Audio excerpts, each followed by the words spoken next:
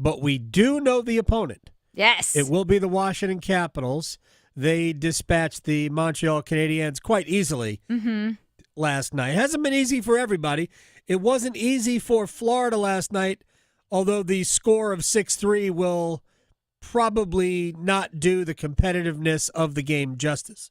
Oh, yeah. No, it was a ping pong match. Well, it was, but sometimes you watch sports, and even though the game is close, you know who's going to win. Yeah. I thought it was pretty evident that Florida was the better team. They certainly believed. I think they played with more, we know we're going to win swagger in the game. And ultimately, they had every single answer for whatever Tampa was going to throw at them. Nikita Kucherov, what is it now? 14 straight games without a goal in the postseason. I know. That is remarkable. Yes. We're talking about last year's Hart Trophy winner. We're talking about somebody who put up 120 points roughly this year. No goals in a 6-game series. No, sorry, 5-game series. All right, it's 5 games. Florida closed it out in Tampa in Game 5. Ultimately, Sergei Bobrovsky was better than Andrei Vasilevsky. But up and down the lineup, Florida was better, tougher, meaner. Yeah. Right? No Brandon Hagel last night, which I'm sure mattered to Tampa, but the Panthers had all the answers. And now we are remembering the Florida Panthers prior to letting Matthew Tkachuk sit out the rest of the regular season with whatever injury, probably a groin injury that he suffered in 4 Nations. Because this Florida Panthers team was always the best team in the NHL. And what did John Cooper say after last night's game? They're not good. They are exceptional. If the Hurricanes can get past Washington, I will be stunned. No matter how good Toronto plays, I will be stunned if the Florida Panthers are not next. If Carolina is good enough to get past the Capitals, which I haven't seen, I'll go check it out in a second. See what the series odds are. Yeah. My guess is I actually think Carolina is probably a slight favorite. They are still the betting favorites, even in the East. Wow, look at that. It is amazing to me. Vegas loves to do that, no matter what season. Well, because Vegas, in most cases, sets their lines based on metrics. They take emotion out of it. So, and the metrics very much favor Carolina. But in a very emotional game sometimes. Yeah, no question about that. No question about that. So, anyway, I'm just blown away by the fact that the Hurricanes were still the betting favorites. So let's see, real quick for round 2 series. Yes, the Hurricanes are minus 150. That's more than just a slight favorite. That is a favorite. Washington, with home ice advantage, is plus money. Right. Plus 125. And Ovechkin having the year of his career. Yeah. Personally, Ovechkin scored a ton of goals. They were driven by players not named Alexander Ovechkin. They were driven by Dylan Strome. They were driven by Alexei Protas, who was one of the top 5-on-5 scorers in the entire NHL. They had good performances from Jacob Chikrin on the back end. Kind of had a resurgent season after a few years of just being kind of good but not really good. They have been led by players not named Alexander Ovechkin. Tom Wilson's had an amazing year. So this is going to be a very different challenge than the New Jersey Devils. This is a much better team, not faster, although without Jack Hughes, they probably are about as fast. But this is a big, mean test. If the Hurricanes are able to get through Washington, they'll be prepared for big and mean when they face Florida. Oof, what a beast. Yep. It's going to be It'll be interesting road. Games 1 and 2 will be in Washington. Mm-hmm. Remember that. I think this is just the second time in the last 5 years in the post-COVID era. Only the second time in the last 5 years the Hurricanes will have played games 1 and 2 away from Raleigh. Yeah. Last year, games 1 and 2 were at Madison Square Garden against the Rangers. There you go. Mm-hmm. Shall we? Let's get it started. Let's get it started. Okay, interestingly enough, we're going to start with the Hurricanes since we already did half the show. And we'll get to the contract signing of Taylor Hall in a second. Second all-time playoff meeting with the Caps. Now, we go back to the Southeast Division. Now, Carolina and Washington are division foes now in the Metro. Washington finished 1, Carolina finished 2. But, we go back to the Southeast Division when Carolina and Washington were rivals there, along with Florida and Tampa and for a while Atlanta, which became Winnipeg. And this is only the second time they will have ever met in the playoffs. We've played New Jersey 6 times, Boston I think 5 times. This is only the second time Carolina and Washington have met in the playoffs. Carolina won the only series. We all remember that. It could not have been more memorable.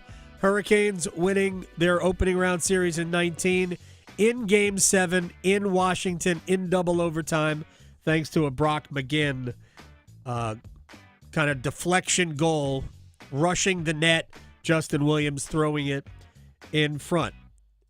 But just to prove that it is the rivalry, and it really is Carolina's biggest rivalry, the Stadium Series game, the opponent was the Washington Capitals. They try to give you a really good representative of who your team's fans really want to see. Proximity also helps because you can get to D.C. from D.C. to here in 4 hours roughly. So the Capitals were the opponent during the Stadium Series game. Reinforcements are on the way, sort of. We're talking about guys who can practice. Juha Jaska, Ty Smith has been recalled. Scott Morrow has been recalled. But none of these guys are going to play. Right now, Carolina is about as healthy as you could be through a round of the playoffs. Right now, they have 14 available forwards, 7, I guess, available. Actually, 8 available defensemen. Everybody at this point is good enough to play, as far as we know. So don't anticipate anything changing between now and the start of round 2, which we don't know when it will be. I'm guessing, just guessing, Sunday in D.C., but it's either a Sunday or a Monday start. They're not going to spread out the start of everything. Right now, if we have Game 7s, and we don't, we have to get through Game 6s. We haven't had a Game 6 yet. And we have 4 of them tonight. We have 3 series that are over. Yep. We have 4 Game 6s tonight, 1 Game 6 tomorrow. Right? So the Game 6 tomorrow will be Winnipeg and St. Louis in St. Louis. Winnipeg winning Game 5 last night. We have 4 tonight, and only one of the home teams is leading 3-2. The other road teams are 3-2 ahead in the series, including Dallas playing at Colorado tonight, which should be a blast. Oh, yeah. So depending on how many Game 7s, we have potentially 4 Game 7s scheduled for Saturday and 1 potential Game 7 scheduled for Sunday. I'm so glad they put it on a Saturday. Yeah. They didn't do anything, but I'm glad that it's happening. So we've got the Hurricanes and Washington sitting around. It's the only matchup we know. Hurricanes and Washington sitting around, which is why I think we are more inclined to see them start on Sunday. Heck, I guess it's not out of the realm of possibility they start on Saturday, because if all the teams that are leading 3-2 win today, the NHL would have nothing on Saturday. I just don't know if they're ready to start and plan for a game one on Saturday, which potentially could be before a game 7 on Sunday. With all that said, I'm just speculating for a Sunday start. Could also be Monday, whatever. All right, so let's get to Taylor Hall and his contract. I know we joined our friend Tim Donnelly from The Drive in Raleigh yesterday. So he came here as part of the Mikko Rantanen exchange. He wasn't Mikko didn't go out to get Taylor Hall here. Taylor Hall was like a vehicle that allowed Mikko Rantanen to come here. We all know what happened after that. Taylor Hall ends up staying. So we all hear about Hurricanes culture. What is it? When you come into a dressing room like we have here in Carolina, you know that it's different, and I think that it's just unique in the fact that everyone works very hard, but we also have a lot of fun playing. You know, it's okay to come and work as hard as you can and do all the right things, but it's okay to do that with a smile on your face and have some laughs with your teammates and make it a fun journey. So, I didn't know a lot about, really the Hurricanes or the players. I had never played with anyone on the team besides Orlov for a month in Boston at one time. So I didn't know anyone. And they made me feel welcome. They made me feel like this is a place that I'd love to be around for a bit, and lucky to do so. All right. Now, what about the fact that there are so many young guys on the team? Yeah, me and Stankoven have had some nice plays throughout the series, even though we haven't really been on a line together until last night. He's a very good hockey player. He sees the ice well. He's got good speed and timing, and a really good release when he gets the puck. You know what? Our lines tend to switch frequently, so I'm used to playing with a lot of different players. And the good thing is we have so many different players and skill sets throughout our forward group. Fun no matter who's out there, and we all buy into the way that we have to play, so that makes it easy no matter what line you're on. It's good to have that over with. So I looked at it. Right now, the salary cap's going to be around $95 million next year. So right now, the Hurricanes have 11 forwards that have contracts already for next year. 11. You only play 12, right? Svechnikov, Aho, Jarvis, Hall, Kokoniemi, Blake, Martinuk, Stahl, Carrier, Jankowski, Stankoven. Those 11 signed for next year. By the way, this doesn't mean that all 11 will be here next year. I'm just saying contract signed. One forward spot. Assuming Scott Morrow and Alexander Nikishin are in Carolina's top 6. Nikishin definitely will be. I don't think it's certain that Morrow will be. But let's say Morrow is. Those are 6 defensemen. Slavin, Walker, Gostisbehere, and Chatfield have contracts for next year. Pyotr Kochetkov has a contract already for the next 2 years at $2 million per. Carolina right now would have $31.5 million to add 2 players. Wow. Now, the floor of the salary cap is probably, if the ceiling is 95, the floor is probably 75, something like that. It might be a little bit higher, might be 80. They got a long way to go to get to the floor. Yeah. So you're not just going to have 12 forwards. You're going to have 14 forwards. You're going to have 7 defensemen. So they need another goalie. They need a starting goalie. They have plenty of money if they want to spend or trade for a goaltender. I think I would like to see them add another top line right-handed defenseman. Don't ask me who that is now. It's like I'm giving you an idea. And they obviously want another big-time forward. They traded for Mikko Rantanen for a reason. So, and preferably, this forward would be a center. So there's going to be some, and I really would love to see them re-sign Eric Robinson. You can't sign everybody, but they're going to have plenty of money to go out and do what they want. And the Taylor Hall signing at only $3.17 million a year on an average annual value, ooh, that's very good. So Hurricanes have a ton of cap room. I don't think it'll be a free agent summer. I think it will be more likely a trade summer.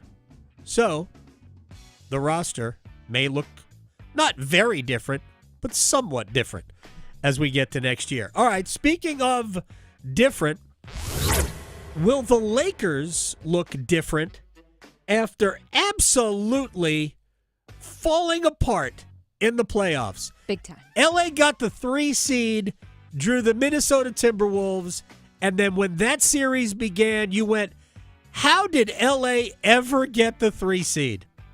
They were owned by Minnesota, owned by the Timberwolves, who looked, forget about looking younger and bigger and stronger and quicker. LA looked lost. Last night's game, from the very beginning, and in the NBA, you should never do this. There was no way LA was winning that game last night. Yeah, I know. They got down by a lot early, and they fought back and actually took a fourth quarter lead. Whatever. Like, that just happens in the NBA. It was clear that Minnesota was the better team. Luka was okay. LeBron was okay. Maybe Luka could be in better shape. Maybe LeBron could be younger. I think LeBron can't be in better shape. He is a 40-year-old man. Yes. But, man, the Lakers looked very, very average. They just looked like an average team. And in the playoffs, average doesn't win. Just has no chance to win. They lost in 5. They lost 2 out of the 3 games at home. The game they won at home, they kind of rallied. Like, I don't know that they were better than Minnesota in the game that they won at home. They just won it. They just looked second best all series long. Here is Anthony Edwards, the Ant-Man, on the win. You know what makes it feel even better is that they said Lakers in 5 and the Wolves won in 5. So I think that makes it feel 10 times better. That's like my only answer. All right, to J.J. Redick, rookie head coach. Regular season was good. There were some injuries. There was the trade and trying to build a roster without a center.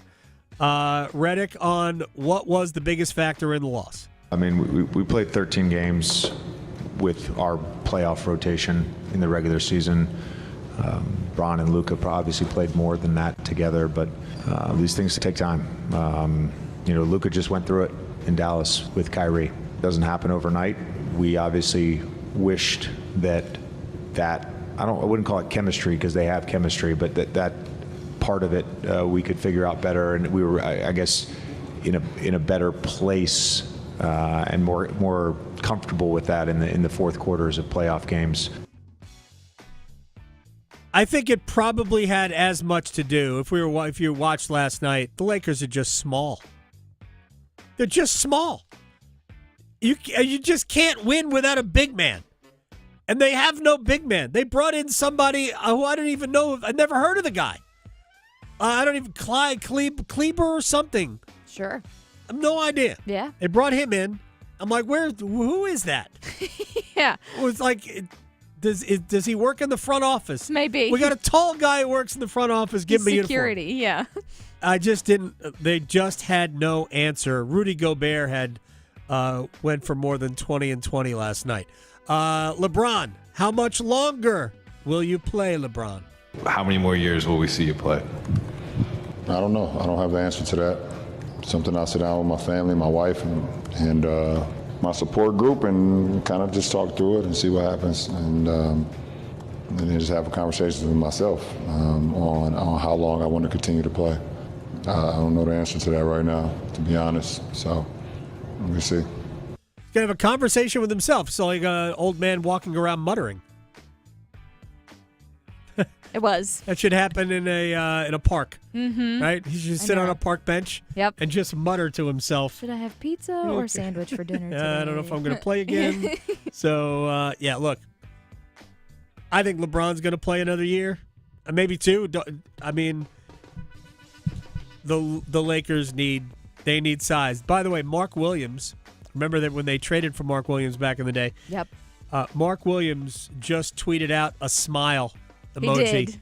He did. Like, it's got people going crazy. Wow. A smile could have people going crazy. That'll come up in our conversation with Konata Edwards, who will join us in our third hour today. That was kind of savage. I mean, could Mark Williams have helped? I don't know. I mean, that's just not even the point. The point is the pettiness. All right, let me just make a couple of comments about Bill Belichick and this situation. We are going to discuss it. Brendan Marks from The Athletic, he's got an article up now about the demise of Hard Knocks, which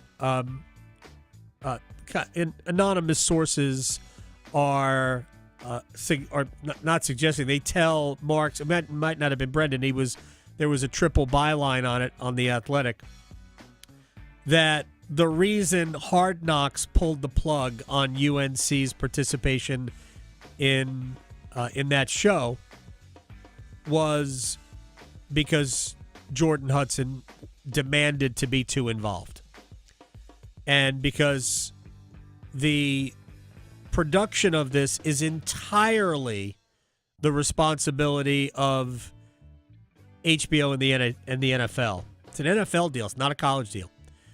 Belichick was interested. He wanted it. He pushed for it.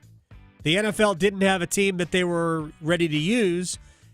It was like they came to Carolina and said, hey, would you be interested? Bill was like, absolutely.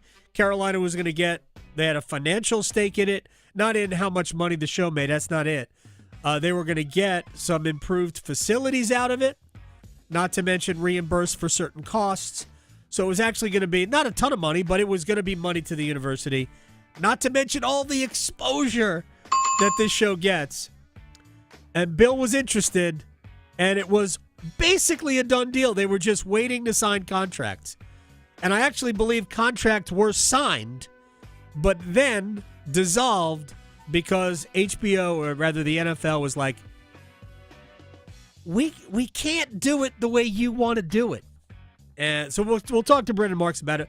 But real quick, I just wish Bill had bought a sports car. Yeah. I just wish, go get yourself a convertible Ferrari, right, or a Jag, and ride around with the top down. Yeah. Just do that. Another dog. You never regret. Well, you usually don't regret that. This stinks of midlife crisis. It does. And I feel terrible I don't know if this has any impact at all on UNC football. People are making wild assumptions that this will impact that. It may very well, much like the people who have automatically, without knowing, said this won't work football-wise. I think there's a good chance that they're right about that. In this case, man, Bill has always been able to, been laser focused on football. This stuff has nothing really to do with football, but boy, it's an indication that Bill is movable. Mm-hmm. What's the peak? Like if he shows up with a face tat? Is that is that when we should really call for backup? Like, hey guys. I wonder if that's in the contract. Oh my gosh. Right. So this whole, first of all, the notion, and I saw this in my Twitter timeline. I'm not even answering it. If you send me, well, CBS probably doctored the interview. There couldn't have been a softer interview than CBS Sunday Morning News. Right. It's not Dateline. I love Dateline. It's not 60 Minutes, which is what I first said. Yeah. Nobody is coming in like with receipts and emails about you did this. Like, nah, man, they wanted to help you sell the book, but also, hey, look, you're this NFL legend and you're coaching on a college campus and you got a 24-year-old girlfriend who wore basically nothing to whatever award show. A sheet. To the Met Gala. The Met Gala, I don't know where it was. Like, we got pictures of you with her posed on your foot on the beach. We got a mermaid. You're dressing up as a fisherman. Right. What kind of role playing are you guys doing that? We know you don't fish. So we wanted to talk about that, and nah. And they went back and forth, and there was this statement released by the by Bill. Yeah. Or Jordan. And CBS was like, yeah, no, repeatedly, we made sure that they were open to a wide-ranging interview on a wide range of topics. It was not focused solely on the book because, as I said yesterday, it would never just be about the book. Nobody would say, "Oh, of course, we'll only do the book." No, it ain't that interesting, Bill. No. So I've already forgotten the title of it, and you just said it yesterday. Yeah, I did, and I don't remember the title. Anyway, this looks so amateur hour. It is embarrassing. The university has to be embarrassed by this. They had nothing to do with it, and they are embarrassed by it. All right, we're going to break. Mike Maniscalco is coming up on the other side. We'll talk Aho, Svechnikov, Taylor Hall, round 2, hugging. Next. Talking sports, dropping truth. The Adam Gold Show on the North Carolina Sports Network. Listen every afternoon for The Drive with Tim Donnelly. The draft tells me one thing for Bryce Young and the Panthers. It's put up or shut up time for the quarterback. They needed edge rushers. They needed safeties, corners, linebackers. So what did they do with the 8th overall pick? They got the number 1 wide receiver on their board. That is a message to Bryce. You better perform this year or else. The Drive with Tim Donnelly, 3 to 6 on 99.9 The Fan. Marcy Bailey here to remind you that Mother's Day is right around the corner. Show your love and appreciation for Mom with something sparkly wrapped up in a Bailey box. We've curated an amazing Mother's Day gift guide with beautiful jewelry for every style and budget. Shoppable at BaileyBox.com. We also have all the top designers like David Yurman, Lagos, and Ippolita, along with our highly sought-after Bailey's collections. Bailey's Fine Jewelry, voted best jeweler from the Triangle to the Coast. Carolina Baseball hosts the NC State Wolfpack next weekend at Boshamer Stadium for a 3-game matchup. This series begins Thursday, May 8th at 6 p.m. The first 750 fans in attendance will get the last trading card pack of the 2025 Diamond Heels. The second game of the series is May 9th at 6 with fireworks and Michael Busch bobblehead night. The series finale and senior day is Sunday, May 11th at 1 p.m. Tickets for this rivalry series are going fast, so get your tickets today at GoHeels.com. Are your monthly bills keeping you up at night, wondering how you got so behind? Hey, I'm Roger Moore, CEO of Loan Pronto. I get it. Life is expensive now. Insurance, groceries, cars. And then there's the credit card debt with those obscene interest rates. It's time to regain your financial freedom, and that's what we offer at Loan Pronto using the power of the equity in your home. We have multiple ways to get you the cash you need, and most clients close in 2 weeks or less, and many don't even require an appraisal. And listen, rates have been plummeting recently. We just locked a homeowner in with an APR in the low 5s, saving her over $1,000 per month, and put $10,000 in her pocket. Life-changing money. Whether you're drowning in debt, have a nosebleed rate you got last year, need home improvements, or simply need cash in your pocket, we can help you accomplish this goal in record time. Call us today and get started with no hard credit pull, just a conversation. LoanPronto.com, 919-381-1760. LoanPronto.com. That's LoanPronto.com. Equal housing lender, NMLS 1661781, subject to lender approval, NMLSconsumeraccess.org. It's bow time. Yep, it's eating time again. Now you could unload groceries, chop, dice, mince, preheat, heat, slap around the smoke detector, and then celebrate with a big old pile of dishes. But if you're tired of cooking, or tired of sorta cooking, it's time to feed the whole family with Bojangles Fried Chicken Family Meal. With Bojangles' famous chicken, fixins, biscuits, and tea, you can forget the cookbook and spend some well-earned quality time with a delicious dinner from Bojangles. It's bow time. There's no time like bow time. Time to stop whatever you're doing for some of that bodacious Bojangles flavor. Satisfy your craving for flavor and your passion for boneless chicken with Bojangles 4-piece Supremes dinner. 4 perfectly seasoned Cajun fried whole breast tenderloin fillets, choice of fixin', a made-from-scratch buttermilk biscuit, and Bojangles legendary iced tea. When you're hungry for flavor and value, it's bow time. ZipRecruiter is the place. ZipRecruiter is the place for talented teachers, savvy software developers, and master mixologists. ZipRecruiter is the place where you meet all these people and more. That's because ZipRecruiter is the place for job seekers who are looking for new opportunities. In fact, ZipRecruiter helps 10 million people with their job search every day, so you can find the right candidates right away. Try ZipRecruiter for free at ZipRecruiter.com/free. That's ZipRecruiter.com/free. Gold. Gold. Because if interrupting is part of the talent, then she wins. Giving an RBF face? Yeah.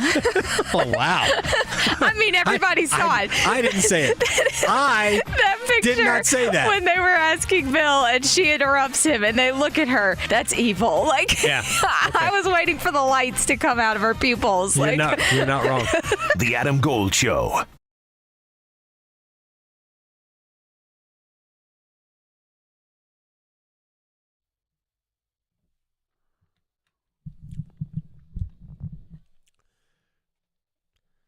It's the Adam Gold Show. I am Adam Gold. Victoria is on the ones and twos.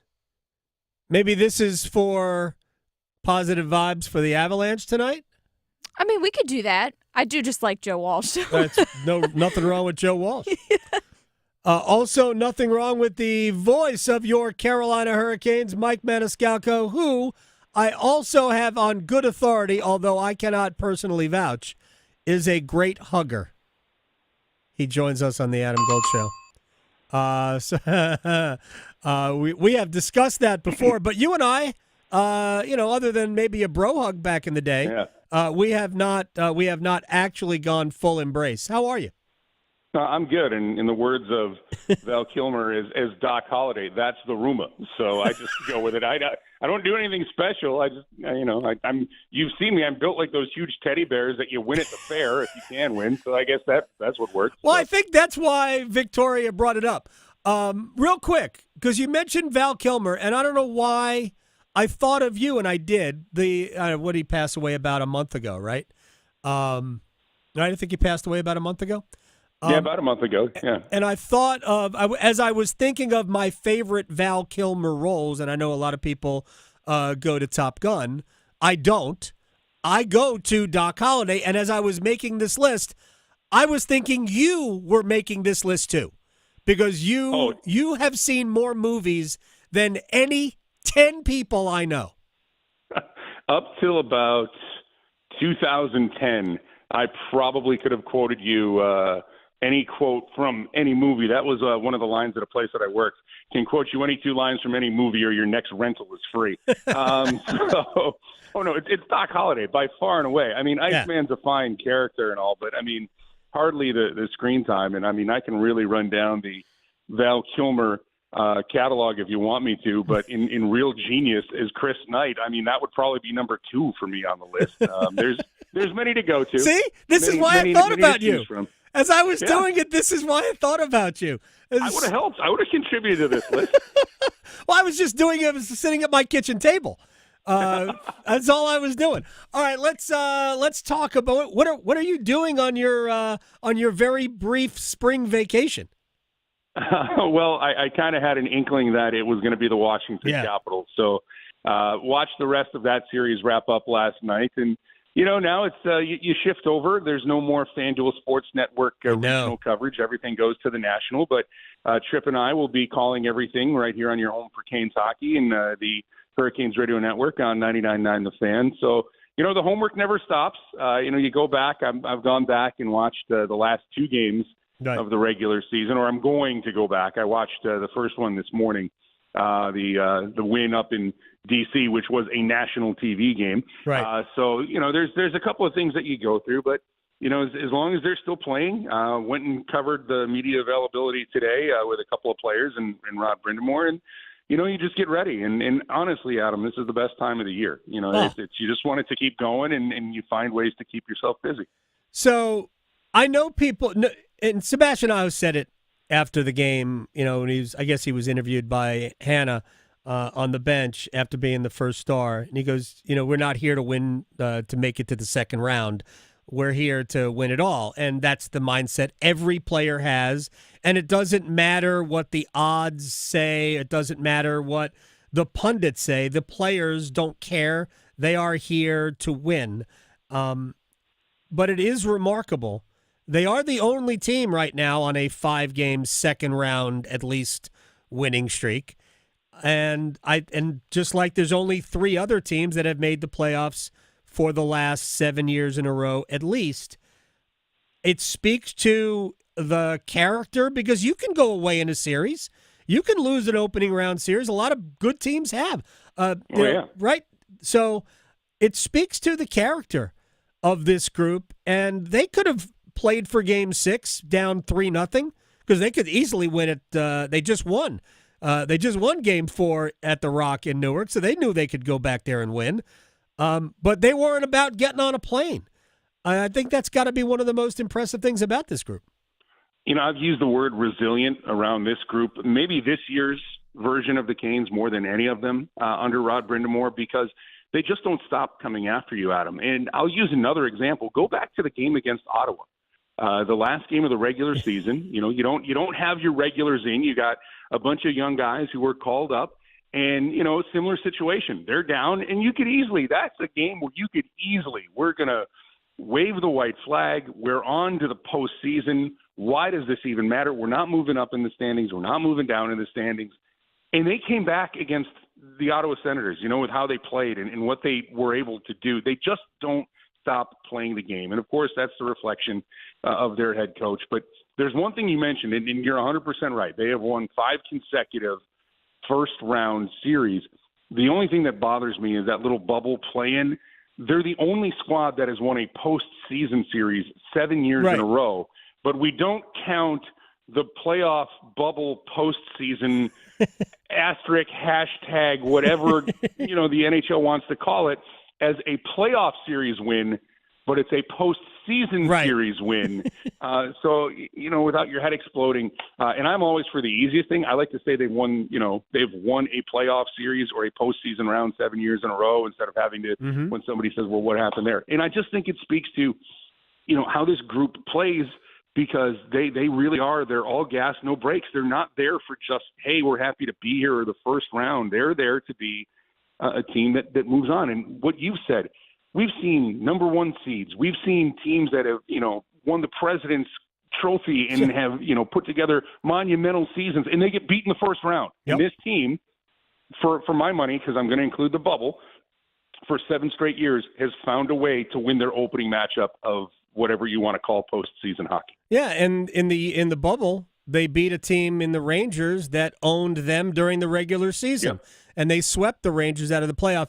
That gave us the second best goal in this 7-year span, because Aho's goal, the steal, and then the move around our friend Tony DeAngelo was otherworldly. Jaccob Slavin's goal has now replaced it because it was ridiculous twice, maybe 3 times. the steal itself, because I remember your play-by-play call, like, oh my gosh, what a great play, and then you had to go call the goal, which just made it ridiculous. It's one of those things, Adam, where I'm spoiled. I get to watch him every night, and he will make one play that if anybody else did it, it's on the highlight reel for, oh, look at this defensive play what this guy made. And he just does it every night. And it's the hand-eye coordination of being able to bat a puck out of the air, control it, get him to get the puck either to himself or get it to safety or get it to a teammate. And then it just creates what should be a negative into a huge positive. I'm watching that play. It's literally where we were sitting in New Jersey, unfolding right in front of me. And I'm watching it, and I'm like, I can't believe I'm seeing this, because one, the knockdown was impressive, but then I go, he's passing it off the boards, and he looks and he knows it's the middle of a change. Yeah. So he's knocking it off the boards to himself, and then he knows, all right, well, I got to complete the change. All right, I'm going to go shoot for a goal now. And, that space in between the shoulder, the crossbar, and the post, and Jacob Markstrom's head, and he wires it. He does something every game where, you should shake your head at it, but that's why, I'm not big on tons of phrases, but, at least once a game, I like to point out it's just Jaccob Slavin doing Jaccob Slavin things. So he is amazing. I think he's the best defensive defenseman in the league. And I know there's more offense there. He just doesn't need to show it. He's got other things on his mind. Mike Maniscalco is joining us here. Real quick, the Taylor Hall signing, I think this has been rumored for about a month. They didn't want on a goal-scoring binge. I wonder if the team waited for that goal-scoring binge to calm down so it wouldn't cost them $6 million a year. But this is a great value contract for somebody that clearly has been moved by the atmosphere, the way the team plays, and he wants some stability. It's a good deal. Yeah, absolutely. I mean, you get a guy who, at 33, I think still has a lot left in the tank. Yeah. And, this isn't going to be one of these deals where we look at, years down the road and be like, oh, well, did they? It's only a 3-year deal. And I think it's great for the player because he knows the culture, the environment, the fact that this is a team, and as long as Rod Brindamore is behind the bench, the way they play, it really does suit his game, Adam. Getting to watch him every night, he really is a north-south player. He is directional. He can play heavy, but then he has this ability that sometimes the Canes, they've been looking for it in forwards, and I think they might have found it. He has the ability to drive a line and make plays, and if the play's not there, he's going to find a way to score goals. He has that ability. The reason why he was the number 1 overall pick all those years ago with the Edmonton Oilers was because he has that skill, and that's still there. But I think now he is just a much smarter player, and I think he also understands he could go chase money if he wants to, and he could have gone into free agency and gotten that. But I think he wants to be in a place. He, 1, wants to be in a place for a while, and 2, he wants to be in a place where he knows he can win. So that checked the boxes, and this is a win-win deal for an organization and for the player with Taylor Hall staying here for the next 3 years. Mike Maniscalco is joining us here on the Adam Gold Show, and the Hurricanes, this roster, we're going to see changes even though it appears almost set. There's only, if you think about it, 3, maybe 4 spots available in the starting lineup if we think they're going to go after a goalie, maybe another defenseman, maybe one more. They have 11 forwards signed for next year, and like Mark Jankowski, who came over after the trade deadline was over, they snuck him in at the wire. He has been a very impactful player for them, and he's got a contract for next season as well. Real quick about Washington, and then we'll let Mike Maniscalco go. This is I'm not saying necessarily a different challenge than the Devils, because the Devils tried to be physical. But Washington is a big, mean team, and I thought they were better than their individual parts this year, but they've obviously continued to play well. But this is a big, mean team, and Tom Wilson is back to being big and mean. Yeah, and I think this is a different challenge than the New Jersey Devils, Adam, because of what you've just said, that they are, and for the most part now, they're healthy. Alexei Protas, the 6'45", whatever he is, and 240 pounds, and he can move, and he really had a breakout season. But he doesn't do it on the power play. Right. So now you add that big body back onto the ice for the Caps, and he can play top line minutes for him, and he kills penalties. What they did this year is they needed to, because they were getting old. There was no way around it. They were an aging team with TJ Oshie and Nick Backstrom and John Carlson, and everybody was like, what's going to happen here with this Caps team? Are they going to have to go to the bottom? Well, they had young guys who are waiting, biding their time. They find Protas, and he's turned into a monster for them. Connor McMichael this year gets a bigger role because Oshie can't play and Backstrom can't play. And then they went out and they took a chance on Pierre-Luc Dubois, who, it's the 3 previous stops. It doesn't work out. Some of it's his own doing, but now he gets to Washington, and I think that they said, look, you're not the man on this team. We don't need you to be. We don't want you to be. We have the guy. He wears number 8. He's the man. Just go out here and play. But this is your role, and do it to the best of your ability. And Dubois had a great season. Then they get Jacob Chikrin from Ottawa, who, his knock was he can't stay healthy, but he's still young. Like, I'm thinking Chikrin's got to be like 31, 32. He's in his 20s still. Yeah. And they got younger, they got faster, they got bigger, and they're mean. And they're no fluke. They were a team at the start of the year, Adam. Everybody comes out of the gates, and there's one team that you're not really sure what they were going to be. They were the team for me in the Metro. I go, I don't know what they're going to be. Maybe they'll be good, but it's a lot of new parts they put in here. Spencer Carberry is a hell of a coach. And as the year kept going on, you go, well, we're going to see. Well, they got this stretch, and they kept passing all those tests. And then you get to the point of they're just a good team. Yeah, and that's what they are. They're a good team. They are a good team. Dylan Strome had his best season, I think, in the NHL. Yeah. They're getting good goaltending, and that's really what it comes down to. So I'll let Mike Maniscalco go here. Go make sure Freddie Anderson is fine for the start of the second round. I don't know what we have to do. He did skate today. He did take shots today. Good. At Lenovo. There's an update, and we'll see where he's at when they announce when the series starts. But that I can give you that update. Thank you very much. That happened today. You're welcome. That deserves a hug. I'll see you in person for games 3 and 4 because we will share office space at that point. I appreciate your time as always, sir, and I will talk to you soon. You got it, Adam. Thanks. You got it. Mike Maniscalco, the play-by-play voice, the imminently huggable. Yes. Mike Maniscalco. All right, we got one-timers. Well, it was a pretty good cup check-in, wasn't it? One-timers next. Making more sports sense than social media trolls. The Adam Gold Show on the North Carolina Sports Network.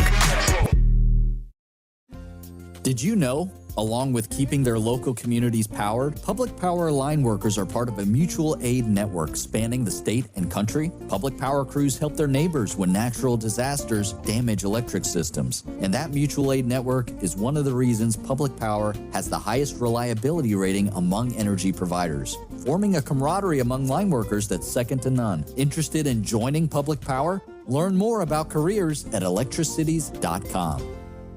Are you living your best life? Do you know AARP North Carolina is working to make communities great for all ages? Help workers find easier ways to save, improve healthcare quality and access, and to protect important programs like Social Security and Medicare. Learn more about all that AARP is doing to help people of all ages by listening to AARP Without Limits. You can find the latest episodes of AARP Without Limits wherever you listen to your podcasts. Do you know someone who's lost a loved one to overdose? Every day, the disease of addiction is taking lives and devastating families. But this crisis is preventable. Join the Governor's Institute in the Be a Superhero in the Overdose Battle campaign. Together, we can spread awareness, fight stigma, and save lives. Learn the signs of overdose. Know how to help. Visit governorsinstitute.org/superhero today, because doing nothing shouldn't be an option. Be a hero. Take action. Save a life.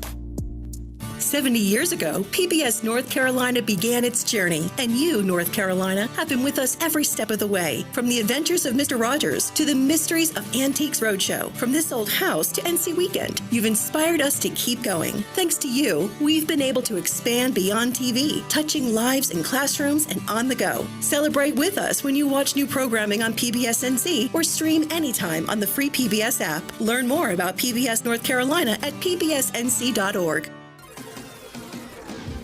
The North Carolina Healthcare Association invites you to listen to this month's podcast, Conversations on the State of Healthcare. There's a major shortage of mental health professionals, especially in rural areas. In our latest episode, produced in partnership with the North Carolina Healthcare Association, Dr. Joseph Pino of Devant Health tells us about an exciting new program that's expanding mental health care in eastern North Carolina. He explains the need, especially among military families. Military families frequently face moves across the country, long deployments, and added stress that comes with military life. And those experiences can lead to anxiety, depression, post-traumatic stress disorder, and other mental health conditions. The stigma around mental health often prevents people from seeking care. Join our latest Conversations on the State of Healthcare wherever you listen to your favorite podcasts, and learn more by visiting nchealthcare.org.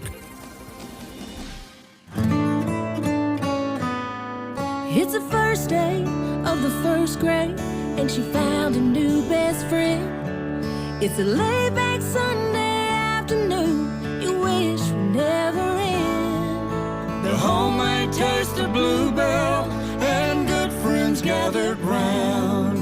The good old days are being made right now.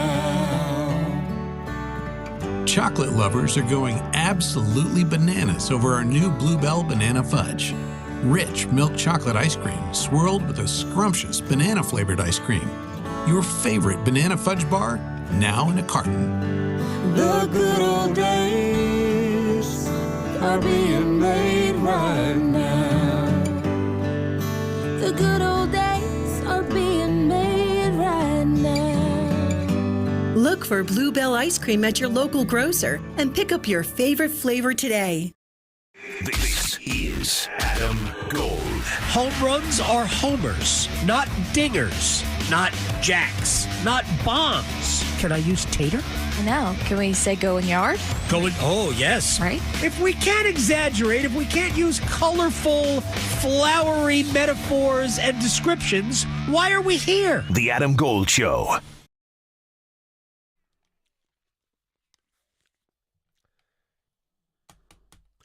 It's the Adam Gold Show. I'm Adam Gold. Victoria is here. She is producing this program. All right, we have a lot to do. Brendan Mark's going to join us next hour. We'll talk about Bill Belichick's midlife crisis. I don't even know what else to call it. Yeah, it's a mess. I know the University of North Carolina ain't happy about it. We'll see. I don't know if it's coming up in one-timers or not. You always can contribute to this through YouTube. Go to YouTube and search Adam Gold Show or 99.9 The Fan. Right now, we're live on YouTube. You can always comment in the chat box. And let's see what One-Timers has for us today. Okay, so yes, we do have some questions coming from the YouTube. So first off, which Mike probably answered this for the most part, but William chimes in and wants to know. So Freddie is going to play in Game 1 versus the Caps. I mean, I assume he will. We don't know He's that healthy, for sure. yeah. So we'll see. We'll see about that. Yeah. Okay, next up then. Do you think that the Canes will sign Blake or Stankoven to long-term contracts this summer? They are eligible because each has just 1 year, I believe, of entry level left. Right? So they are both eligible to sign contracts, long-term deals. I don't think either will. I don't think it would be in either's best interest to. So I don't believe either.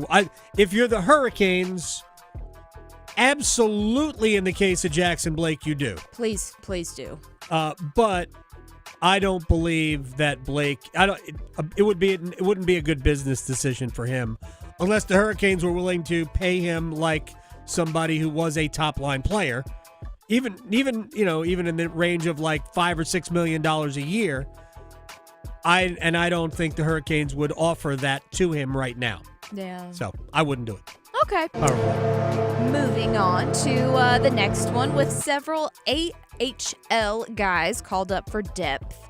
Do you think it is likely any of them make an appearance this series? Not barring a lot of injuries. No. Let's hope. No, these guys aren't. They're not brought up here to play. Yeah. They're brought up here to be around the team and practice. Yeah. Well, next up, this one, they preface it with saying, I am partially joking on what to do with the Canes cap space and draft picks, but trade 4 to 5 first for the Hughes brothers. They want to play together. Why not us? Right now, the Hughes brothers are not playing together. No, they're not. They're separated. No, they're not playing. Yeah. Like Luke and they're Jack. injured, yeah. Yeah, that's a problem. Mm-hmm. Making more sports sense than social media trolls. The Adam Gold Show on the North Carolina Sports Network. Hey, Carolina Panthers fans, it's Dennis Cox from 99.9 The Fan. We're in the offseason, but that doesn't mean me and my co-host, WRAL TV's Chris Lee, take a break from our podcast, Panthers Playbook. In every episode, we'll keep you up to date on Panthers news as the NFL draft approaches, insight on free agents and prospects, plus all the insider info on who the Panthers want to pick at number 8. Follow and subscribe to Panthers Playbook wherever you discover your favorite podcast or watch on YouTube. Ready to order? Yes. We're earning unlimited 3% cash back on dining and entertainment with a Capital One Saver card, so let's just get one of everything. Everything? Fire everything. The Capital One Saver card is at table 27, and they're earning unlimited 3% cash back. Yes, Chef! This is so nice. Had a feeling you'd want 3% cash back on dessert. Ooh, tiramisu. Earn unlimited 3% cash back on dining and entertainment with the Capital One Saver card. Capital One, what's in your wallet? Terms apply. See CapitalOne.com for details. If Heineken Silver was a 60-second radio ad, it'd tell you all the stuff you need to know in only 30 seconds to keep things light and refreshing. Seriously, time me. Heineken Silver, a world-class light beer that's surprisingly crisp and refreshing. Made with only premium quality ingredients and just 2.9 grams of carbs and 95 calories. All without compromising on taste. Heineken Silver. Order now at Heineken.com/silver. Must be 21 and older to purchase. Enjoy Heineken responsibly. Whew. 30 seconds. That's it. Done. Peace. Caniacs, raise up. It's time to get loud. The Carolina Hurricanes are in the Stanley Cup playoffs. Join Lenovo in cheering on our hometown team. Let's light the lamp and bring the Stanley Cup to the Lenovo Center. It's bow time. Yep, it's eating time again.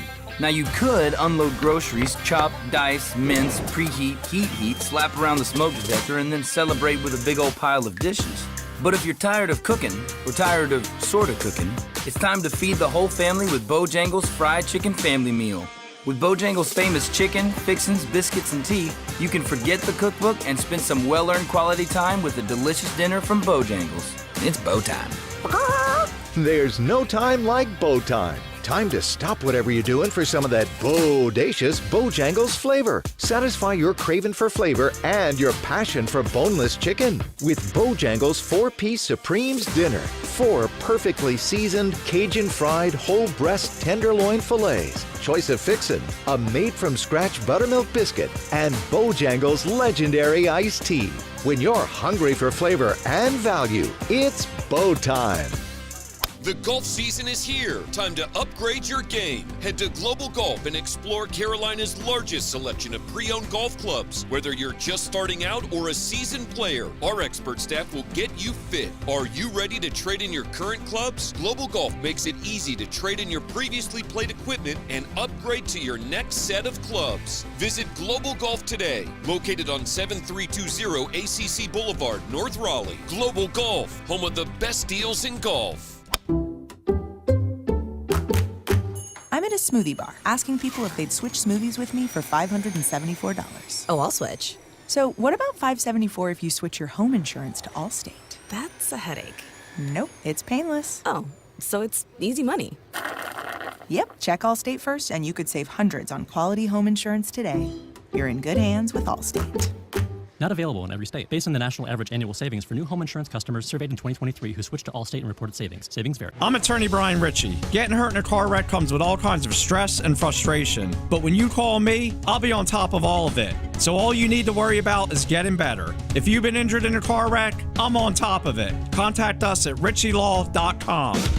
Broadcasting live from the Lenovo Studios. WCMC HD1 Holly Springs. 99.9 The Fan. The Triangle Sports Leader. This is the Adam Gold Show on the North Carolina Sports Network. On the other hand, Travis Hunter's freaking awesome. He's Travis Hunter. Travis Hunter is 2 first-round picks. Jacksonville paid too much to move up from 5 to 3, but if you were ever going to do it for a non-quarterback, I think Jacksonville did the right thing.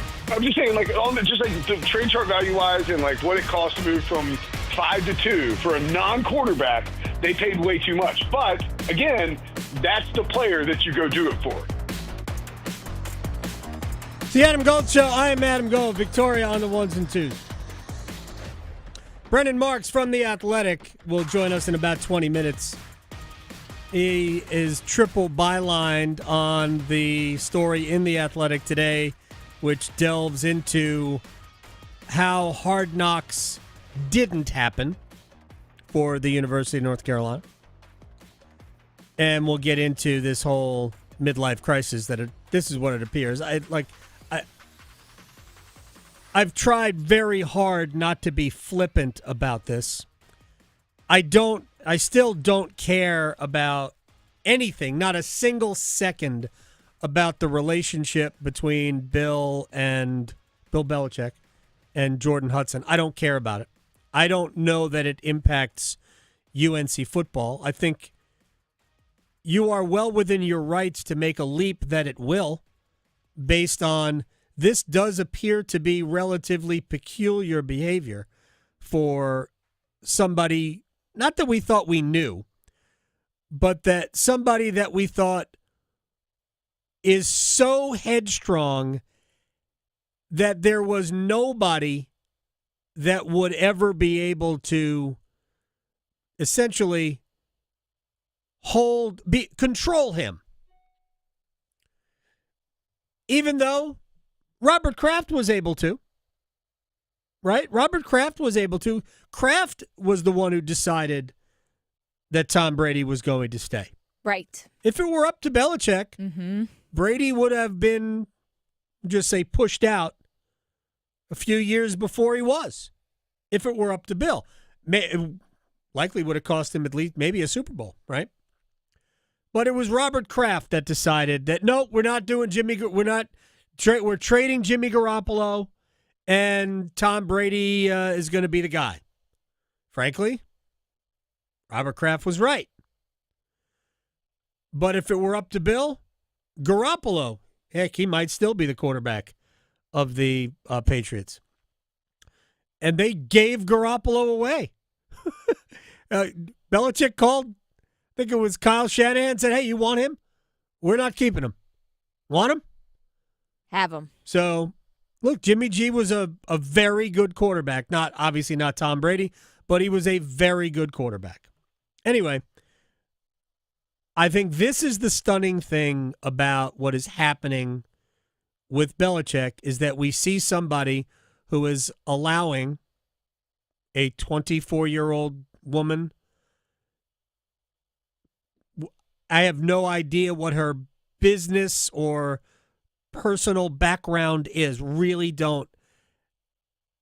I've seen her referred to as a social media influencer.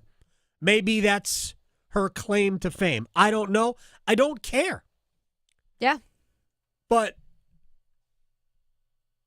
what we do know is that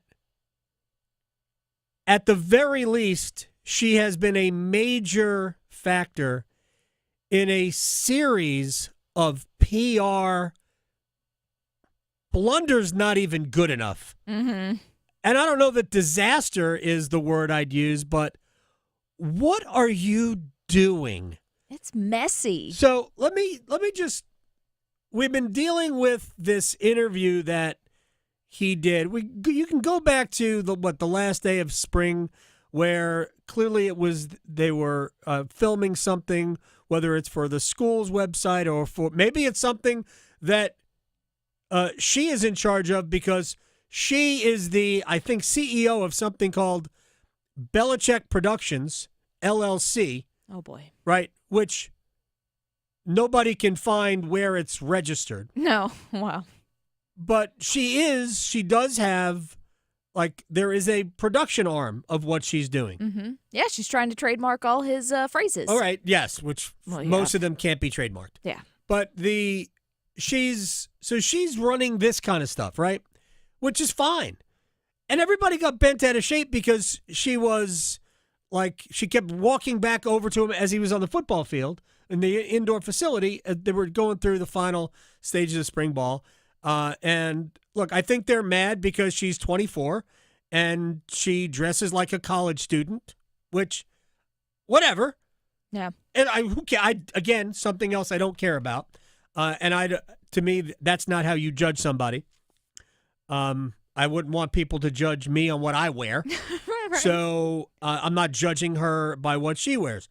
Plus, I mean, she's pretty close to college age. There's a lot of 24-year-olds walking around college campuses. Sure, yeah. Some of them, play ball. Especially if they're an athlete. Right. So all this stuff doesn't matter to me. But if we run through the recent history, all of the social media stuff that she's in charge of, theoretically, the fact that Bill wanted her involved in decisions that have to do with really publicity more than anything else, bring her into the loop in terms of the emails. She doesn't work for the university. She has no official position for the university. She's not paid by the school. Then you fold in an email that Bill, I guess allegedly, I talked to a lot of people that don't believe that Bill wrote that initial email. That's fine. For the sake of argument, I'm going to assume that Bill wrote it. And where he's saying that I admitted my mistakes. We knew that would be the clickbait for the articles to be written about the book. It's something about the secret of winning, whatever, my life in football. And he's creating an adversarial relationship between himself and the media. That's the way that email looks to me, is that while he's not necessarily hoping for it, he's anticipating an adversarial relationship. And that was an email that she took and posted on Instagram. She took a screenshot of it and posted it on Instagram. So it is guerrilla marketing is what they're doing for the book. Now, fast forward to the CBS interview, which CBS says that there were 35 minutes of this interview, of which I believe they aired 8 minutes, which included some of the outtakes. And because they felt that Jordan, who was constantly present, they felt that Jordan was an intrusion and felt that that became part of the story. I don't disagree. Yeah. Right? And so they did the interview, they put it out there, and there is Jordan Hudson being part of the story. With their laser beam eyeballs. So we've got that situation. Bill is clearly uncomfortable by some of the things that are going on. Very. But he's allowing it to go on. Mm-hmm. And this, of course, for people who know Bill, I'm sure his former players are like, what is going on? Who is this person? Right. So there's that happened, that situation with CBS. And now we've got a statement from Bill, which actually came out yesterday. And I'm not going to read the entirety of the thing. I'll read the first paragraph. First of all, remember what Bill was wearing in the interview, right? Yes, a very old, holy sweatshirt. Right, but it said Navy on it. It did. Right? And that isn't like the color. It's wrong blue. That's the school. Mm-hmm. That's the military academy. She was also wearing a Navy sweatshirt. With like the official emblem of the U.S. Naval Academy. Yep. So that's what they were wearing during this interview. It was clear through the interview that while he is the head coach at UNC, this was about the book and about him. It was not necessarily about the school. It wasn't a UNC thing because if it's a UNC thing, he's going to be wearing UNC gear. Yeah, he did at PNC. Absolutely. All right, so it's Lenovo Center. Or it's Lenovo Center. Man, anyway, old school. So here's here's an email, rather a release from North Carolina. Okay? Quote from University of North Carolina at Chapel Hill head coach Bill Belichick. I agreed to speak with CBS Sunday Morning to promote my new book, The Art of Winning: Lessons from My Life in Football. There's the title. Prior to this interview, I clearly communicated with my publicist at Simon & Schuster that any promotional interviews I participated in would agree to focus solely on the contents of the book. Unfortunately, that expectation was not honored during the interview. I don't have to read the rest of the email. The first paragraph plus the first line of the next paragraph tells you that's the position, which I said there is zero chance that anybody of a credible news source would ever agree to something like that. You may recall, some people may, some people may not. Matt Harvey, who played at the University of North Carolina, was a pitcher at UNC, so Matt, and then he played a lot of different places, suffered some injuries, had some personal stuff go on, at least not personal stuff in terms of like addiction or anything like that, but he allowed a party lifestyle to kind of make it more difficult for him to maintain who he was. Anyway, he was doing he was repping some, I don't know, deodorant company. I'm making the product up here. And he did an interview with Dan Patrick, nationally syndicated interview with Dan Patrick. And he was under the impression that he was only going to have to talk about the product and why he wanted to be associated with it. Dan was like, no, that's not how it works. We're going to have to talk to you about baseball and what happened here and this thing. And like, no, we're not just talking about your underarms. What are we doing? So in all of these, every single one of them, unless the book has everything to do with a hot topic, we're not just talking about that. Anyway, so I pointed this out. No one is agreeing to any interview, keeping it strictly to the book's content. It ain't that interesting. And two, for the people who think, and if Bill thinks, that this was sensationalized, CBS Sunday Morning is not hard. It's not C-SPAN, man. No. It is not hard-hitting journalism. It's not Wendy Williams, where she's going to grill you. Wendy Williams? I know. Remember that? She would ask the spicy questions. Yeah. But she's not of Bill Belichick.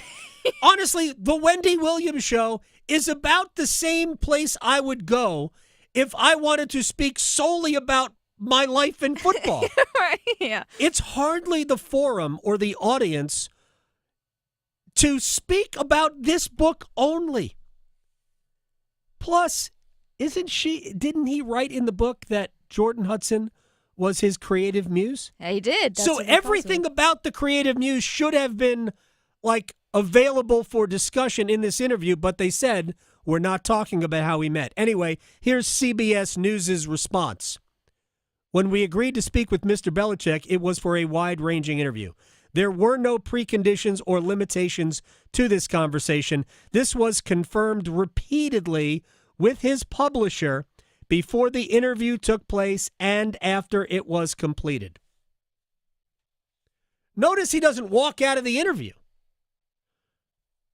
So this has been handled in such an amateurish way. There's no way the university has signed off on this. No. And in some ways, and this speaks to the fact that Bill does hold sway over the university. If I were UNC, since you did that wearing a Navy sweatshirt and she was wearing it, it was not about us. It was about you, which is fine. I'm sure the university didn't care. Go sell a book, man. That's fine.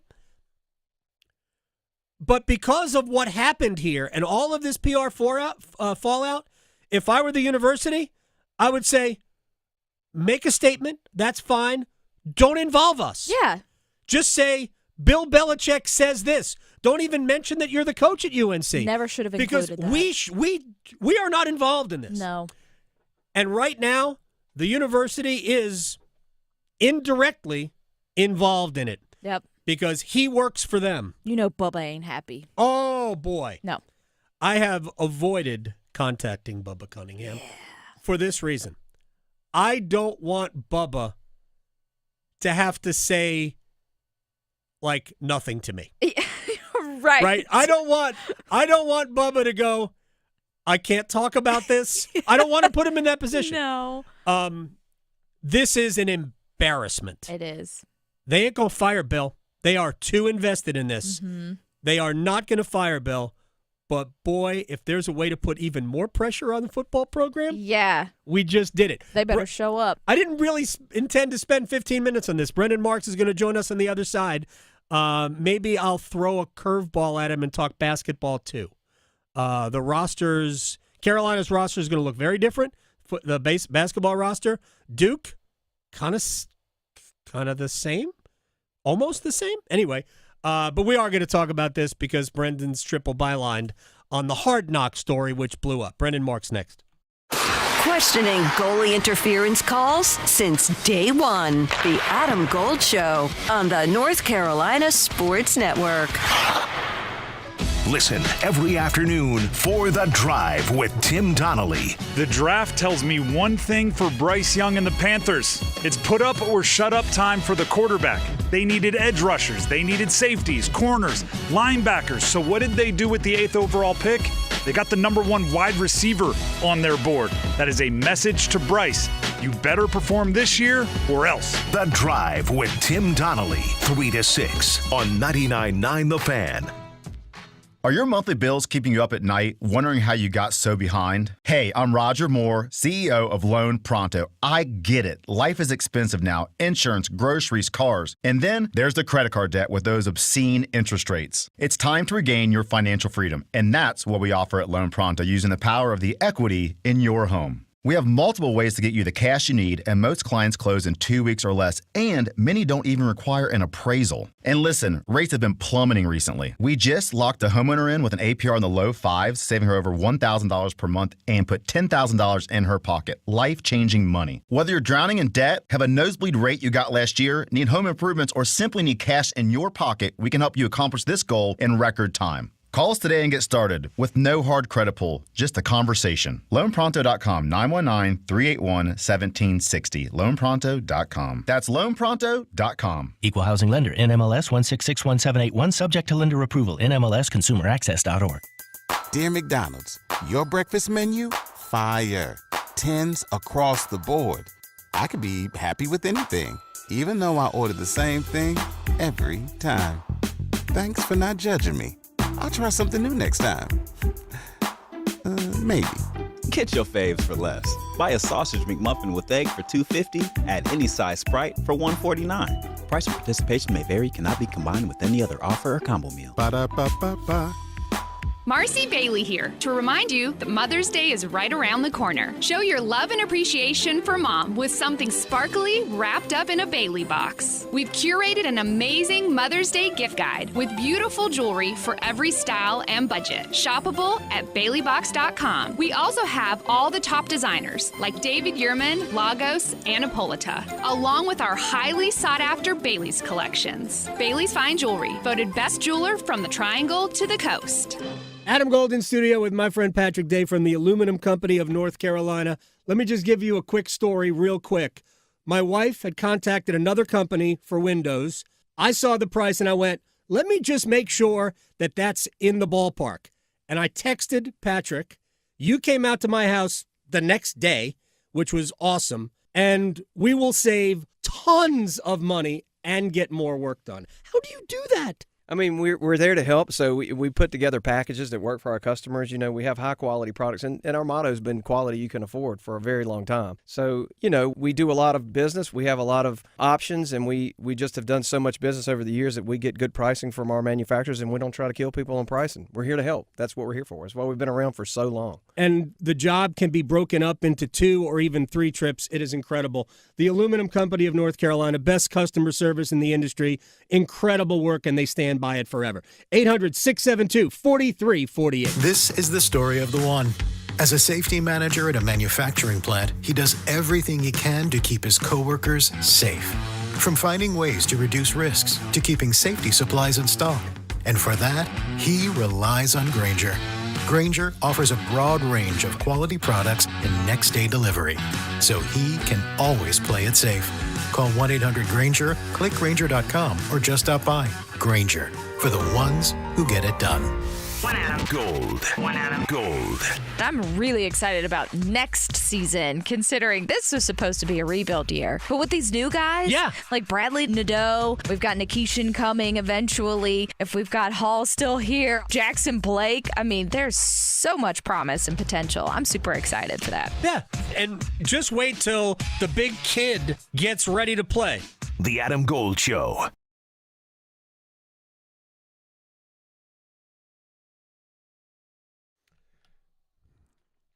It's the Adam Gold Show. I am Adam Gold.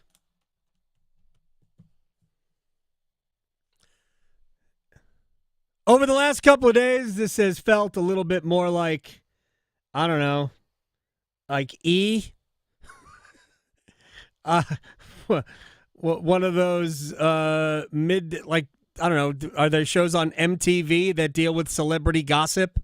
Oh, yeah. Yeah? Oh, yeah. I haven't watched MTV in 4 decades. Yeah. And not that we would be talking about UNC football now anyway, because the spring ball is over and we have months to go before and it is hockey season, and it's still basketball roster season. We might mix that in. For Brendan Marks from The Athletic, who is triple bylined on the story about how Hard Knocks fell apart. And look, reporting on stories is what Brendan does, and he's great at it. So, I mean, you dig in where you dig in, but I know it's more fun to cover basketball than it is to cover this stuff. Thank you for the time, man. How are you? Yeah, I'm okay. To your earlier point, I think this week is a new professional first for me. It's the first time I've ever been requested to appear on Entertainment Tonight. So I think that sums up about where we're at. Did you go? I think it'll be airing maybe later tonight. Oh my gosh! I got to find out where it is now. Holy cow! Please don't do that. Please don't do that. No. You're already a star. So now I get to see you at that level. All right. This is fantastic. This is so good. And I will not ask. Like, I used to know some of the people that worked on that show.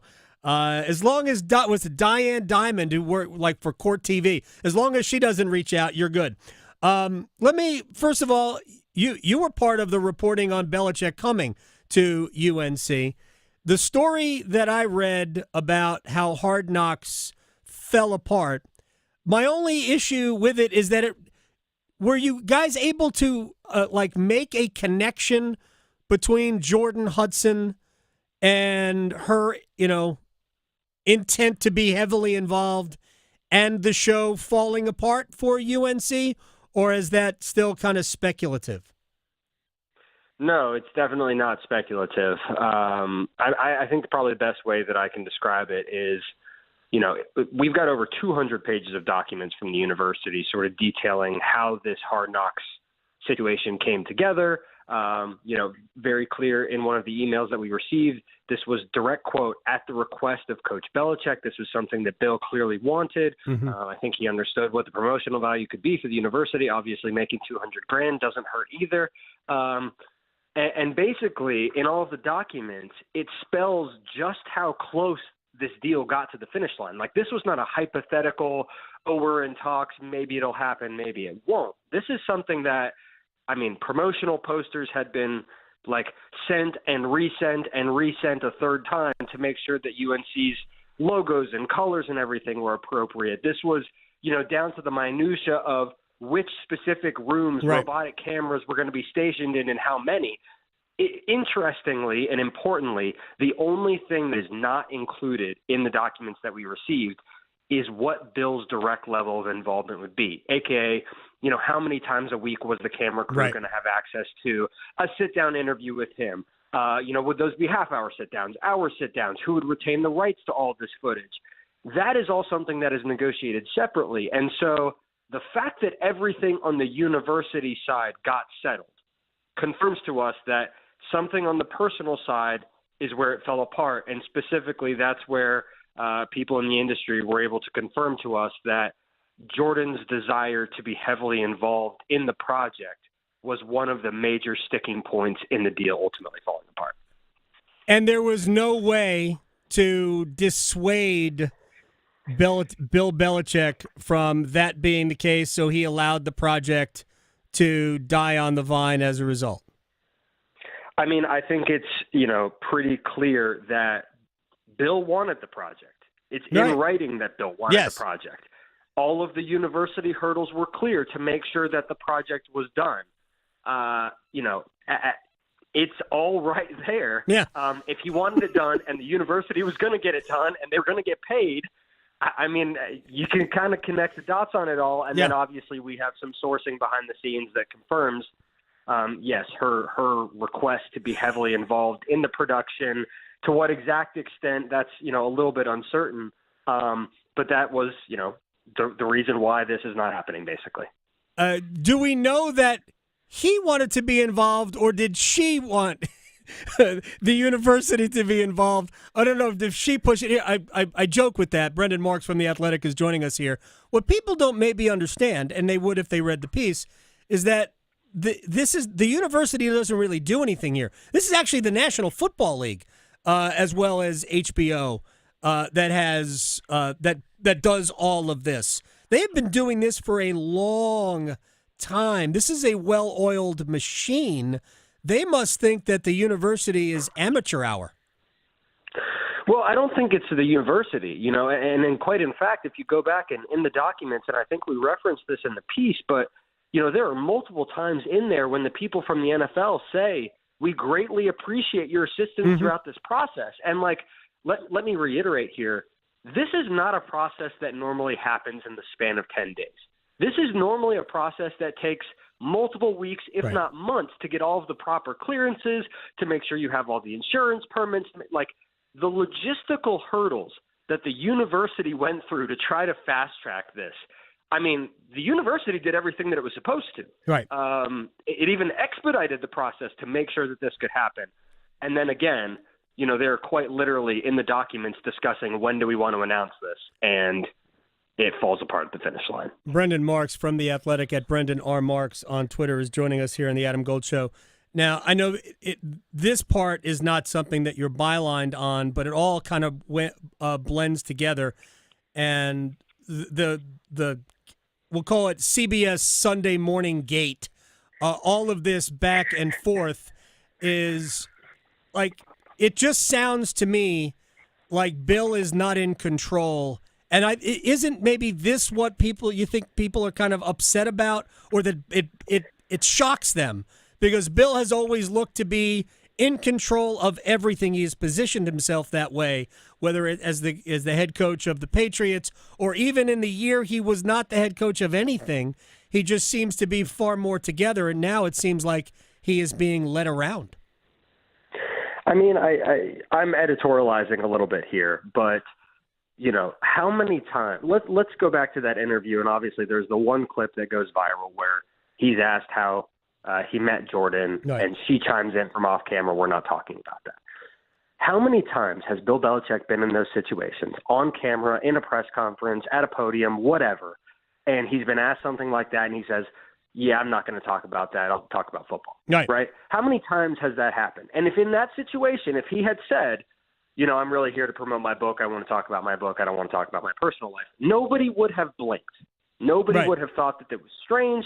I mean, that's what I was expecting from him, because that's the Bill Belichick brand over the course of the last 25 years. Right. So Bill Belichick has never needed a publicist. I would argue that that's one of the things that he became best at during his tenure as the coach of the New England Patriots. So, I don't want to traffic in the romantic lives of 20-somethings, but it's clear here that somebody who has always unilaterally had the power, either to some extent willingly, is now ceding this and is sharing this and has made this a partnership. And, even in his statement yesterday that he released through the university, he said, we have a personal and professional relationship.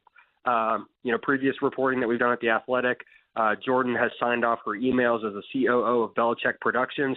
We have not been able to confirm that Belichick Productions is a veritable company anywhere in the United States. So she does have other listings, other entities in Massachusetts, but there's nothing under Belichick Productions. So again, I'm editorializing a little bit here.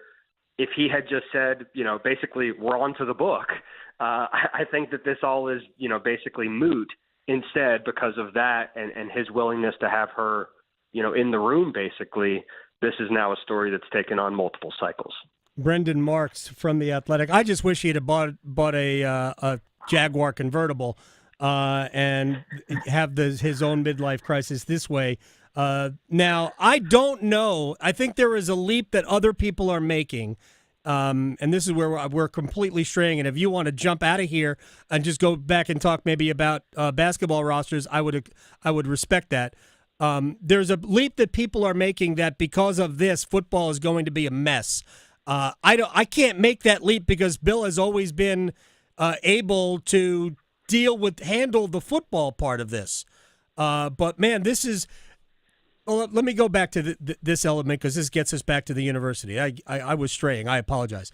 The fact that he did the interview in a Navy shirt and she was wearing a Navy sweatshirt, and the university, he puts out a statement saying, "I thought we were just going to talk about the book," through the university. I can't imagine the university's happy to have suddenly become involved in the PR cleanup here.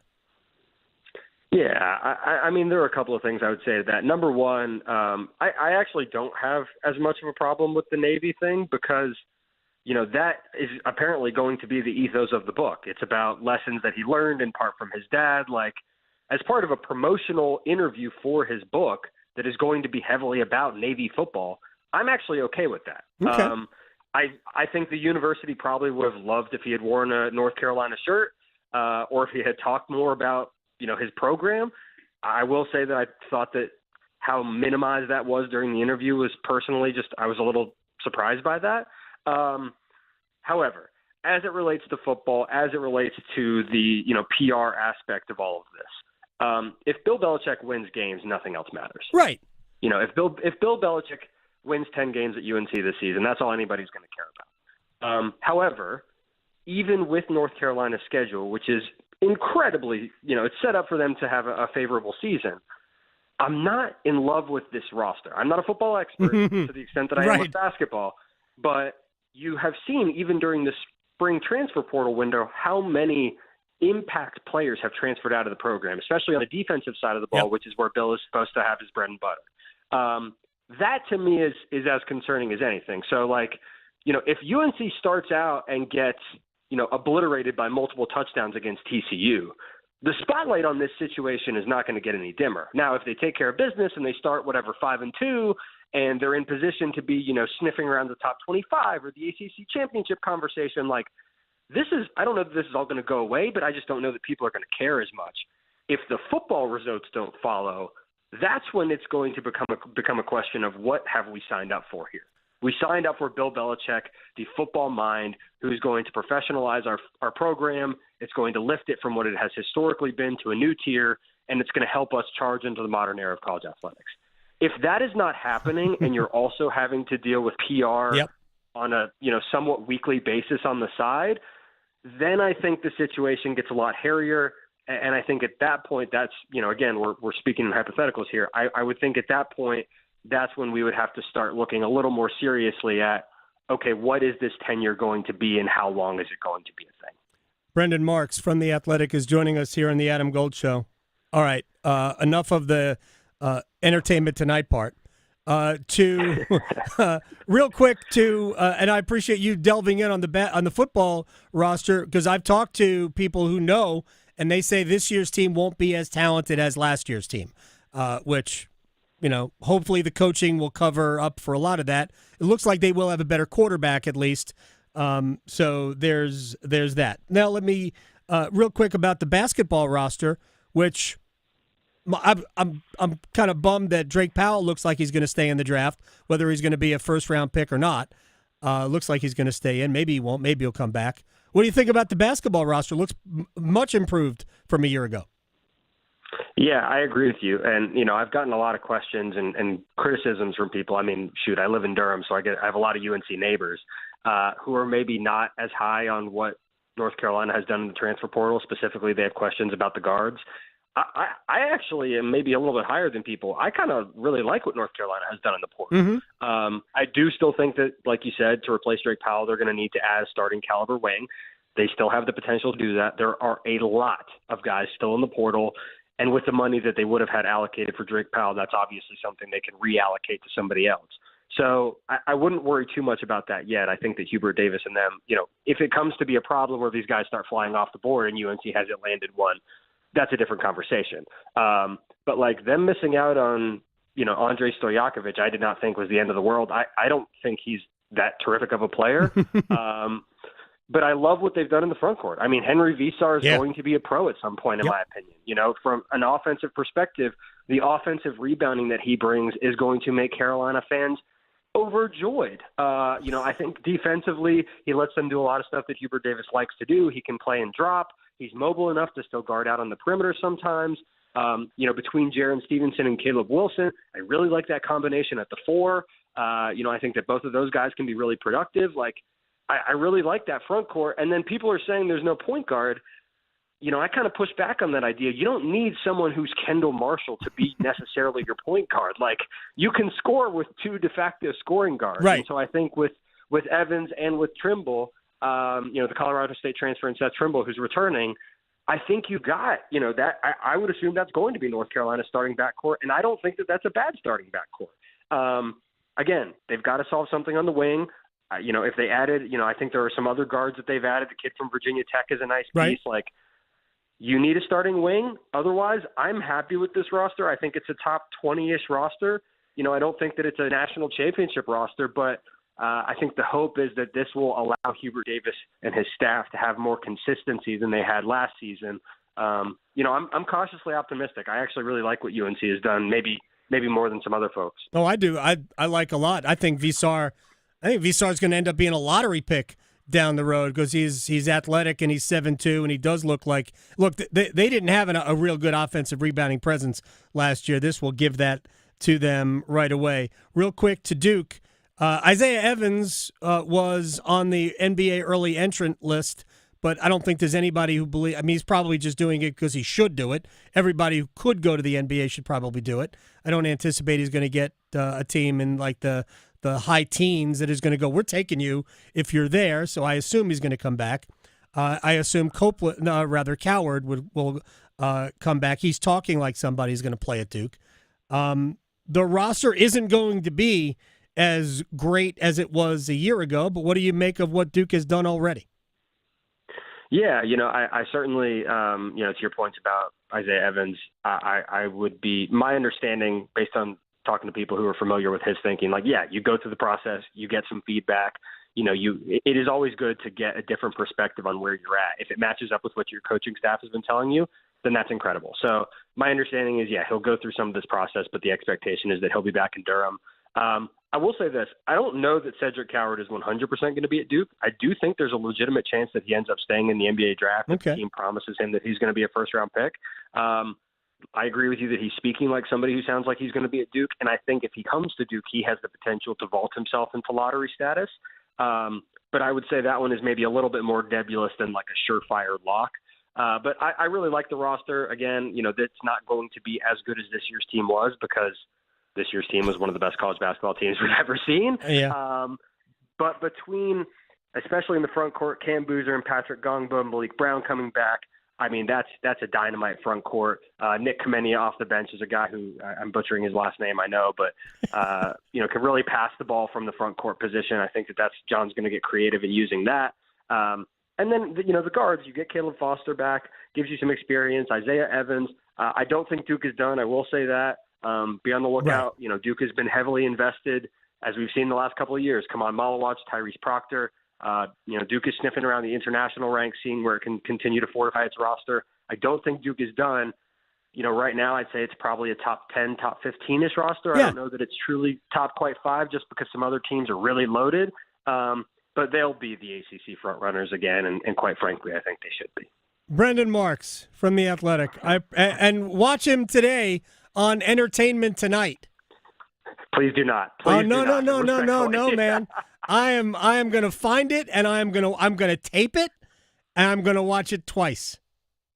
I hope that it presents some great meme potential for you and for all the rest of my friends who are going to be hate watching it.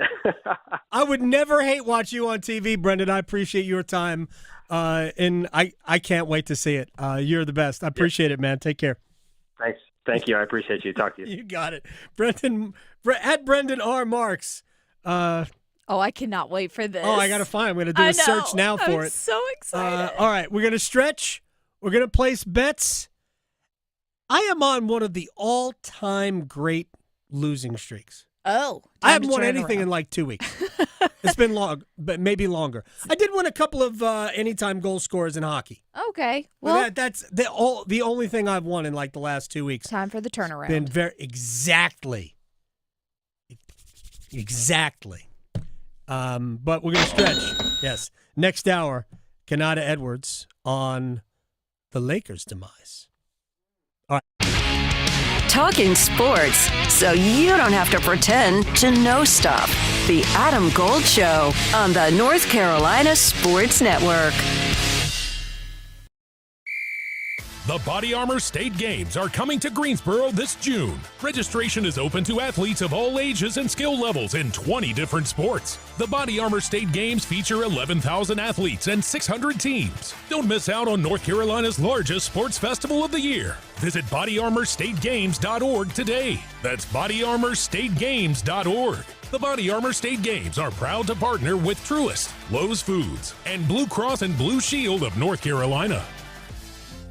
Did you know, along with keeping their local communities powered, public power line workers are part of a mutual aid network spanning the state and country? Public power crews help their neighbors when natural disasters damage electric systems. And that mutual aid network is one of the reasons public power has the highest reliability rating among energy providers, forming a camaraderie among line workers that's second to none. Interested in joining public power? Learn more about careers at electricities.com.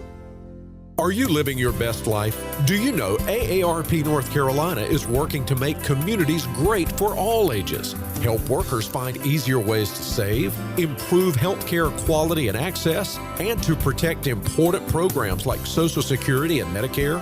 Learn more about all that AARP is doing to help people of all ages by listening to AARP Without Limits. You can find the latest episodes of AARP Without Limits wherever you listen to your podcasts. Every day, people battling addiction suffer in silence. Because of stigma, they fear judgment.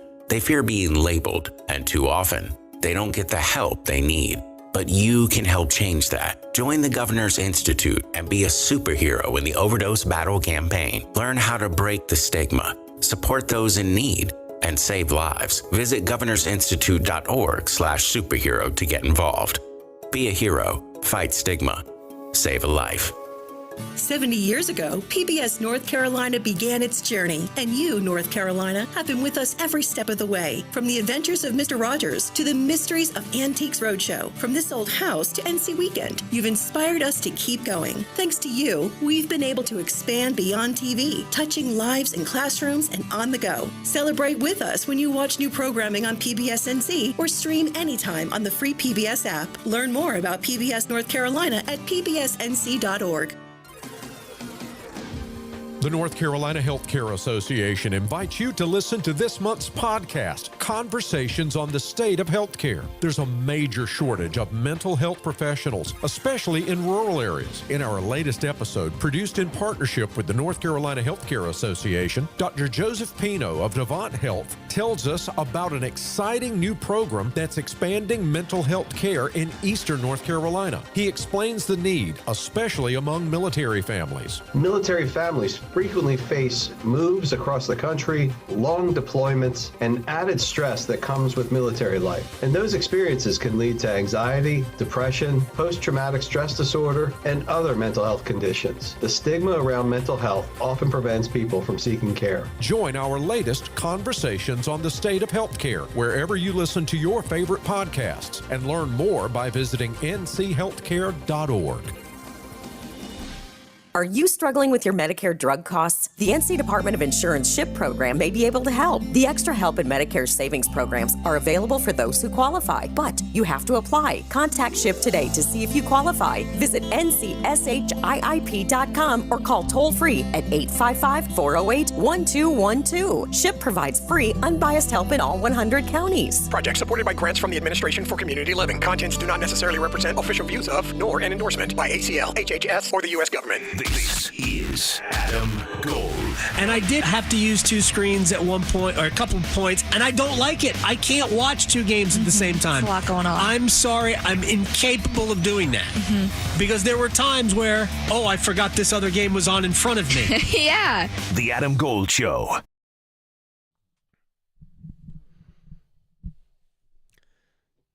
It's the Adam Gold Show. I am Adam Gold.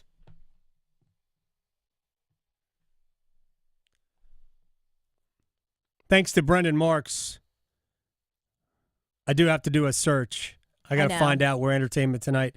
If anybody is interested, if you could tell me where and when Entertainment Tonight airs I know. tonight, I will absolutely tune in. I will make a point to record that just in case I am not going to be home at that time. I know. DVR for sure. Oh, I can't wait. Easy for YouTube TV. I can do it out here. Yeah. I can do it right from my phone. Oh, I'm even so better. excited to watch that. All right, we got a lot of things to do. NBA playoff stuff and a little bit of Chapel Bill, which, by the way, is one of the things that she's tried to trademark. Yeah. Right? Yeah. That's actually Not more. surprised. That's trademarkable. Sure. Yeah. Like, do your job isn't trademarkable. Get out of here. But it might be 24. Chapel Bill is trademarkable. All right. Let's stretch. Okay, so people get used to it. We're out of the 4s. We're into the 5s. It's May 1st. It is. So when you're writing that date down and you're doing 04, nope, it's not. So here are some things to look forward to in the month of May, because that's what we do on the first one of the month. In sports, we still have the NBA and NHL playoffs, which I am just consuming all the playoffs lately. Like, that's all I watch. Yeah, I watched Tampa's demise. Yeah, I really wanted to see Tampa make that a long series. I know. Florida's so much better. Oh, yeah. Big time. They're the best team. They are the best team. I think we should all understand that. There's rumors of, like, John Cooper maybe not being their coach anymore. What are we doing? Like, that's crazy to me. This but is the whatever. year, man. Yeah. If John Cooper doesn't coach the Lightning, if he coaches somewhere else. Yeah. Yeah. Yeah, exactly. But the Lightning have a good roster. They don't have a great roster anymore. They have a good roster. Yes, exactly. So, but also, get ready for it this Saturday. I did not realize this. Kentucky Derby. Yes. It's the Saturday. We have our friend Dick Girardi. Yes. Longtime racing writer. He's going to join us tomorrow. Nice. And he will tell us, like everybody else, that journalism is going to win. Oh, yep. Yes. Well, and he's going to give us... Isn't that ironic today? He's going to give us a lot of good tips on how to bet, which we can't bet here in North Carolina. Right, we can't bet the Derby. I know. It's not available. You can't do, I guess there's no pari-mutuel wagering on FanDuel or I know. wherever. That's terrible. But he was actually pretty accurate last year, Yep. if I remember. Also, the Preakness is then going to be on May 17th. PGA Championship, May 15th. I know you're excited. In Charlotte at Quail Hollow. Right? Look Rory at that. McIlroy has only won 4 times on that golf course. Oh, boy. Are you going to go to Charlotte on May 15th? I can't. I wish I could, but I can't. Yeah. Indy 500 for our racing friends. That's May 25th. And the French Open is the same day. So that's a few weeks away, but prepare yourself. Also, in the movie world, we have, I don't know, this is so tragic too, the Alec Baldwin movie that he made, Rust, where someone... Oh, where he killed somebody. Yes. Yeah. Unintentionally, but it was a Right. tragic on-set death. shooting. That movie is actually coming out, I think tomorrow? Yes. Gotcha. Tomorrow, which... I wasn't sure if they were actually going to release that, but apparently they are. Also, if you didn't have enough Mission Impossibles to watch in the world, there's going to be a new one, May 23rd. The, quote, final reckoning. Okay. This is one they have actually been promoting it for a while. Yes. Yeah. I won't see it. I don't. No. No. It's the final reckoning. We'll see if it's like Kiss or one of those bands that it's not really the final anything. So who knows? Also, if you like live action movies, take your little kiddos, Lilo and Stitch. It's coming out the same day. Now on TV, I think you're going to be super excited about this because season 4, Welcome to Wrexham, hits FX the 15th. Congratulations to them. They got promoted again. Oh. They will be playing in the second tier of English football next year. The championship is no joke. Yeah. It's probably the 6th, maybe the 7th best football league in the world. Oh, nice. Yep. It's legit. Good luck to our friends at Wrexham. Yes, absolutely. Also, if you like award shows, I don't watch those anymore, but American Music Awards is going to be on the 26th. And last but not least, things to celebrate, because life's short, so we should always celebrate things. Cinco de Mayo is Monday, Margarita Monday, maybe? I don't know. And, was it Monday will be Star Wars Day for a lot of people because it is May 4th. Yes. May the 4th be with you. Yep. So also, do not forget your mamas because Mother's Day is the 11th. So don't forget those wonderful moms. And Memorial Day is the 26th. So maybe for some people that's a day off. Then we also have like the Armed Forces Day, the 17th. So we have lots to look forward to in the month of May. And this I found very interesting because we talked about this yesterday. As some people know, Shedeur Sanders got a prank call from the draft. Well, I don't know if you've seen, the NFL is cracking down on this. They actually have fines now for this prank. So the Atlanta Falcons will have to pay $250,000. The defensive coordinator, Jeff Ulbrich himself, is going to have to shell out $100,000. Yep. And because it was his son. It was his son that did it. And they're also cracking down because it's obviously premeditated since he stole the number out of his dad's iPad. Yada, yada. So, and the NFL said this isn't the first time. There's actually been another prank call because Abdul Carter. In the draft, yes. Yes, said that he also received one. So, yeah, probably not a good idea to do that unless you got, But it was a different organization. Yeah. Well, they posed as a different organization. I don't know if it was, I thought the Jerky Boys stuff was over. I know. I guess it's not. But you know what's not over? Us making good bets. I hope so. Place your bets. Here we are. I bet you slice into the woods $100. Gambling is illegal at Bushwood, sir, and I never slide. Okay, you can owe me. I owe you nothing. All right, let's do it. I have not won one in a while. No, I went 2 for 3 yesterday, so I'll take it. Who knows? Caps under, went through. Jets over, went through. So let's try again. First up, Vegas Golden Knights are going to be in Minnesota, and I've got to take the at-home underdog. What? It's plus 140 round up with the Minnesota Wild, so give me them to win tonight. All right, little future. A Florida-Carolina Eastern Conference Final. It's a parlay. Plus 167. Both Carolina and Florida, the two teams without home ice advantage, are both favored in the upcoming series. Oh. Now, we don't know who Florida's playing yet, but they're favored by over either team. Yes, well, and it makes sense, too. Let's see here. The Dallas Stars in Colorado taking on those Avs. I think Avs are going to be an at-home winner tonight, so give me the Avs to win. Who knows? Maybe it'll be a high-scoring game, so give me the over 6.5. That's plus 200. All right, Minnesota and Vegas play tonight. It's in Minnesota. Vegas leads that series 3-2. So I want Minnesota to win, but here's what I know is going to happen.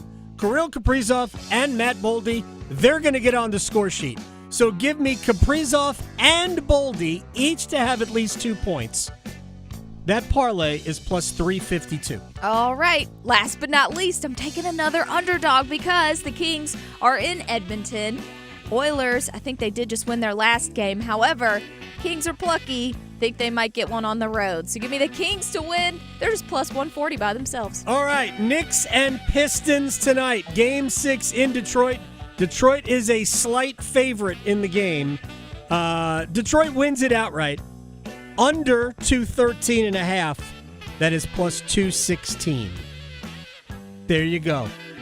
I'm blown away. The Hurricanes, if you look at the futures odds to win the Stanley Cup, Florida is actually now the favorite at plus 370. Carolina's the next choice. What they are saying is that winner of Carolina-Florida wins it all. I still can't wrap my mind around that. Wall of Sound is next. Chapel Hill to Charlotte, Greenville to Greensboro. Your sports, his state. The Adam Gold Show on the North Carolina Sports Network. Adam Gold here from my friend Gordon Miller, Miller Lending, Kildare Farm Road in Cary. Have you seen the price of eggs? Egg prices are so high, you might consider a second mortgage. Look, I'm going to get into the mortgage things. If egg prices get too high and you don't want to pay for eggs, you just don't pay for eggs. But you need a mortgage. Everybody needs a mortgage on their house unless you can outright pay cash for the home. Most people can't. For the people who can, closing costs don't matter to you. But for those of us who get a mortgage, closing costs matter. Except you don't have to pay them. Just like eggs. You don't have to buy eggs. You don't have to pay closing costs. Gordon Miller invented the no closing cost mortgage in 1987. He brought it to the Triangle in 1996. And you can get a mortgage without paying closing costs, save yourself thousands, and then when the rates come down, save yourself hundreds when you refinance. It's that simple. Miller Lending on Kildare Farm Road in Cary. Great website, millerlending.com. Miller Lending, an equal housing lender, NMLS ID 250-2146. Move your sports day forward. All right, now that we got that warm and fuzzy welcome back series over with New Jersey, it's now time to dig deep, folks, and find your best, bless your heart, for the Washington Capitals. This is going to be a rough series. Get ready. A roller coaster ride is coming, and remember, you don't have to cheer Ovi. He's already got the record. Get set up. Join Next Up with Paul Ihander. Mornings at 9 on 99.9 The Fan, the Triangle Sports Leader. It's bow time. Yep, it's eating time again. Now you could unload groceries, chop, dice, mince, preheat, heat, slap around the smoke detector, and then celebrate with a big old pile of dishes. But if you're tired of cooking, or tired of sorta cooking, it's time to feed the whole family with Bojangles Fried Chicken Family Meal. With Bojangles' famous chicken, fixins, biscuits, and tea, you can forget the cookbook and spend some well-earned quality time with a delicious dinner from Bojangles. It's bow time. There's no time like bow time. Time to stop whatever you're doing for some of that bodacious Bojangles flavor. Satisfy your craving for flavor and your passion for boneless chicken with Bojangles 4-piece Supremes Dinner. 4 perfectly seasoned Cajun fried whole breast tenderloin fillets, choice of fixin', a made-from-scratch buttermilk biscuit, and Bojangles legendary iced tea. When you're hungry for flavor and value, it's bow time.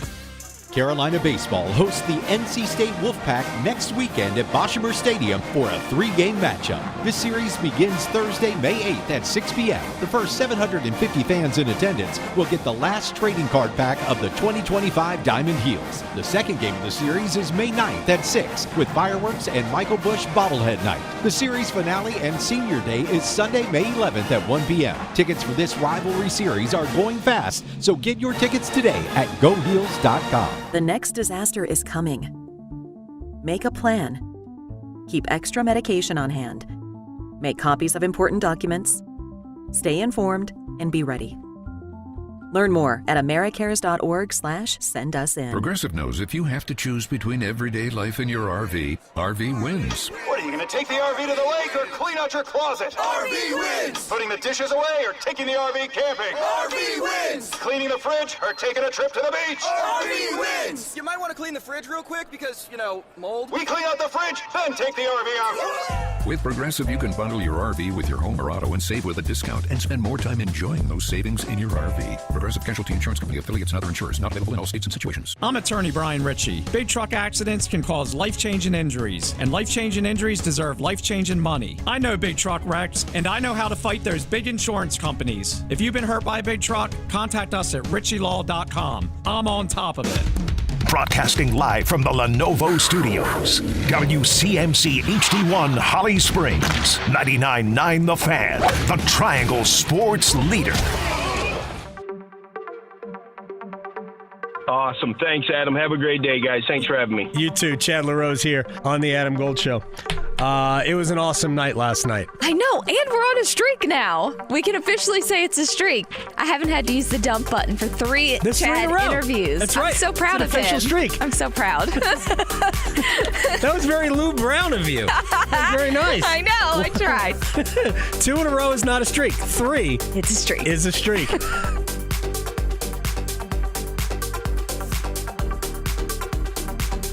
Fantastic. Hi, everyone. It's the Adam Gold Show. That's me. Victoria's over there.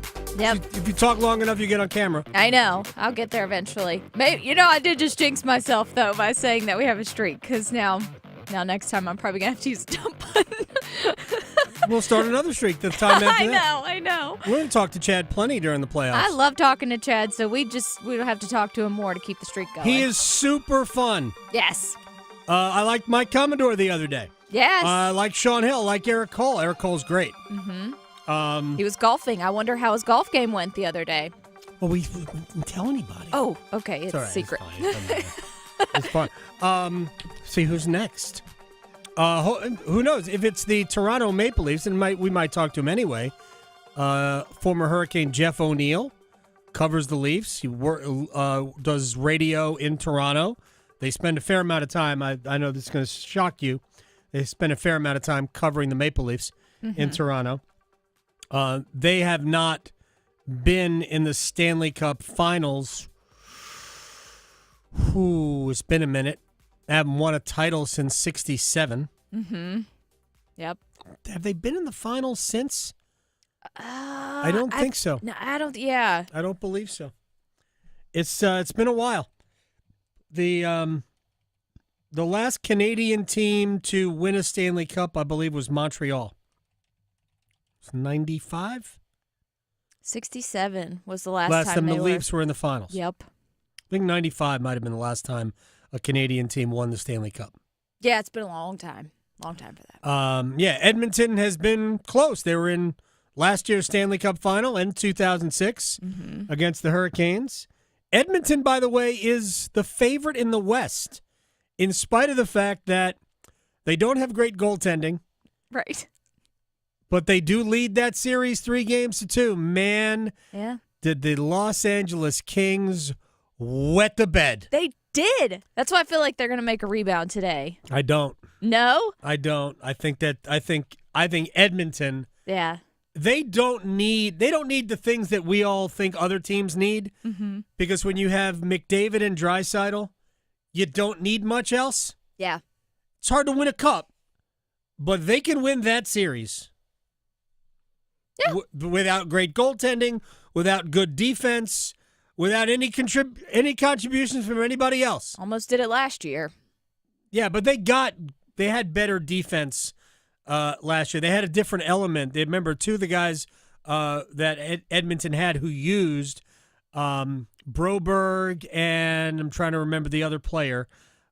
Both signed offer sheets, restricted free agent offer sheets with St. Louis. Both left for the Blues because Edmonton didn't have money to pay them. No. Edmonton was pushed up against the cap. So this element that they don't have, they didn't really replace it. Evander Kane coming back helps them offensively, but their defense is still very vulnerable, and their goaltending is just Did you see, speaking of goaltending, Connor Hellebuyck with his recent statement? They played it so much, too, yesterday, where he's basically saying, I have studied goaltending more than anyone in the world. And I'm like, buddy, you're fantastic. You really are, but you're on the struggle bus right now. So it's just, and then, of course, media just keeps playing it. So, the goal that tied the game Oh. last night, and I forget who scored it for St. Louis. I was watching the game. The goal that tied the game made you go, ooh! Yeah. How? Yeah, why? Right. It's because it's not one of those. I made reference yesterday to Scott Darling, and I forget who it was. I think it might have been Mika Zibanejad, because he always scored against the Hurricanes. Yep. Who just kind of flipped one in from center ice, and Darling went to catch it and missed it. Mm-hmm. And it went in the net. It's not that type of a gaffe. It was a shot that 100 times he should make that in a row. 100 times in a row he should make that save. Yeah. That should never go in. Hellebuck is going to win the Vezina Trophy. He will. Winnipeg might win that series. I don't believe they will win Game 6 tomorrow night. So they will have to win Game 7 at home on Sunday. We love Game 7, or I love Game 7s. Can't speak for everyone. It's so good. Everybody loves Game 7. I know. It's easier on the blood pressure when you don't have an emotional involvement in the game. Yes. I'm not going to lie. The overtime on Tuesday night, woo! Even though Carolina dominated it, mm-hmm. the overtime was nerve-wracking because, A, we have a little bit of PTSD with Kochetkov. Yes. And every time the Devils got the puck, I just assumed after all the dominance, oh, man, it's going to go the other way, isn't it? Something stupid would happen. The good thing is that there would have been a Game 6, so it's not as bad. But when you get to Game 7, it's just constant chaos. Yes. So always. Emotional turmoil. It is. All right. Konata Edwards is going to join us in about 10 minutes. Let's do a wall of sound. The wall of sound is a function of this studio. There's no doubt about it. All right. They did great work on the drive yesterday. Our friend Tim Donnelly and Dennis Cox. Dan Morgan, general manager of your Carolina Panthers, was on, and they asked him about the influence of Bryce Young in drafting Tet McMillan. Yeah, I communicate with Bryce, amongst other players all the time. Just talking to Bryce and just, I knew that he knew T-Mac. They were from the same area out in Southern California. They played against each other in high school. And then, it just came to find out that Bryce was throwing with him. That obviously piqued my interest. And, I stayed in contact with Bryce and, picked his brain on what he thought of him. And if T-Mac was a guy that, that he'd want to work with. And, obviously Bryce stood on the table for him and loved everything about him. And, that just made me feel even better about, our evaluation here in the building. Your quarterback, and I think the Panthers are convinced that Bryce is their quarterback for the not just immediate, but if anything long-term, I'm not talking about 10 years, but like for the next 4 or 5 years, I think they believe Bryce Young is that guy. I mean, that guy's got to be involved in the decisions. You have to at least, pick his brain and, hey, what do you think about this guy? He's not going to make your decision, but you should be at least kept in the loop on all of it. And now to Morgan. Remember, they went in thinking edge rusher, edge rusher, edge rusher. They take a wide receiver, which is fine. And then they went edge rusher in the second and third round. They traded up to get the first one a little bit, like 5-6 spots. Went 57, I think, to 51. So they gave up an asset down the road. Not a major thing. I hate trading up. But they doubled down and took edge rushers in the second and third round. I think when you look at the draft as a whole, wide receiver wasn't the strongest group in the draft. And then you look at outside linebacker, it was pretty stacked with guys pretty much all through the first 4 rounds. So we had a lot of guys over in that column and then less guys over in the wide receiver column. So strategically, it just so happened that we really liked the top receiver. Felt like if we got him, at 8, which we did, that there's a really good chance that we're gonna be able to potentially double dip at edge rusher. For us, it worked out perfectly. The plan was executed really well, and we couldn't be happier. Depending on who you speak to or who you read, there are a lot of people who think the Panthers did a great job in this draft. And it's always based on the individual evaluators. Mel Kiper didn't like the draft at all. But like the folks who was it?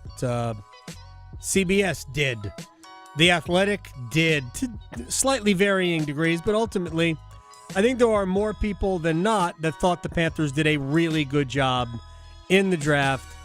But we can't really judge it until we get about 2 years out.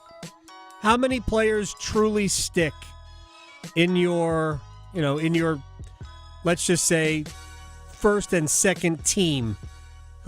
Guys who play. How many guys do you get that actually play?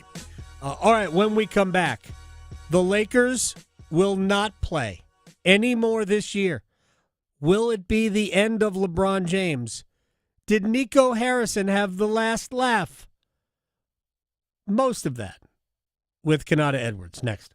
Questioning goalie interference calls since day one. The Adam Gold Show on the North Carolina Sports Network. Listen every afternoon for The Drive with Tim Donnelly. The draft tells me one thing for Bryce Young and the Panthers. It's put up or shut up time for the quarterback. They needed edge rushers. They needed safeties, corners, linebackers. So what did they do with the 8th overall pick? They got the number 1 wide receiver on their board. That is a message to Bryce. You better perform this year or else. The Drive with Tim Donnelly, 3 to 6 on 99.9 The Fan. Hear that? That's the sound of digital instants from the North Carolina Education Lottery. With instant wins, progressive jackpots, and bonus games right from your phone. It's nonstop chances to win like you've never seen or heard before. Oh, yeah! Big money! Visit nclottery.com to get in on the action. Must be 18 to play. See prize and odds charts at nclottery.com/digital-instants for details. Problem gambling helpline 877-718-5543. Marcy Bailey here to remind you that Mother's Day is right around the corner. Show your love and appreciation for Mom with something sparkly wrapped up in a Bailey box. We've curated an amazing Mother's Day gift guide with beautiful jewelry for every style and budget. Shoppable at baileybox.com. We also have all the top designers like David Yurman, Lagos, and Hippolyta, along with our highly sought-after Bailey's collections. Bailey's Fine Jewelry, voted best jeweler from the Triangle to the Coast. Chick-fil-A wants to say thanks for all the little things our teachers and educators do each day to make a big difference in our community. That's why on May 6th, local Chick-fil-A restaurants are celebrating Teacher Appreciation Day and giving away a free entree, chicken minis from open until 10:30 a.m., and a free original Chick-fil-A chicken sandwich from 10:30 a.m. until close with a valid ID. Valid at participating Greater Triangle Area Chick-fil-A restaurants. Offer subject to availability while supplies last. Visit your local Greater Triangle Area Chick-fil-A restaurant for further details. Welcome to AutoZone. What are you working on today? My car is making this noise. Sometimes it's like doot doot, and sometimes it's like grrr. Do you have a dash light on? Oh yeah. Then we don't have to listen for clues. With the free Fix Finder service, we can read a check engine, ABS, or maintenance light to find the likely fix and even recommend a local shop if you need one. So you don't need to hear the grrr. Not with Fix Finder. Everything you need, nothing you don't. Get in the zone, AutoZone. Restrictions apply. Are your monthly bills keeping you up at night, wondering how you got so behind? Hey, I'm Roger Moore, CEO of Loan Pronto. I get it. Life is expensive now. Insurance, groceries, cars. And then there's the credit card debt with those obscene interest rates. It's time to regain your financial freedom. And that's what we offer at Loan Pronto, using the power of the equity in your home. We have multiple ways to get you the cash you need, and most clients close in 2 weeks or less, and many don't even require an appraisal. And listen, rates have been plummeting recently. We just locked a homeowner in with an APR in the low 5s, saving her over $1,000 per month, and put $10,000 in her pocket. Life-changing money. Whether you're drowning in debt, have a nosebleed rate you got last year, need home improvements, or simply need cash in your pocket, we can help you accomplish this goal in record time. Call us today and get started with no hard credit pull, just a conversation. LoanPronto.com, 919-381-1760. LoanPronto.com. That's LoanPronto.com. Equal housing lender, NMLS 1661781, subject to lender approval, NMLSconsumeraccess.org. Prescriptions require an online consultation with a healthcare provider who will determine if appropriate. Restrictions apply. See website for details and important safety information. Price varies based on product and subscription plan. Hey guys, let's talk ED, because millions of men experience it. But not everyone can access or afford treatments like Viagra. Hims can help. Through Hims.com, you can access a full range of treatment options for ED through a 100% online process. To start your free online visit and save up to 95%, go to Hims.com/joy. HIMS.com/JOY. This is Adam Gold. He said he could talk about his golf game. He did say it wasn't great, and I said, hey, no judgment here. I'm a drive shacker and a putt-putter myself. None of us are good. Even those of us that are good aren't really good. Right, yeah. We're just not. Yeah. The Adam Gold Show.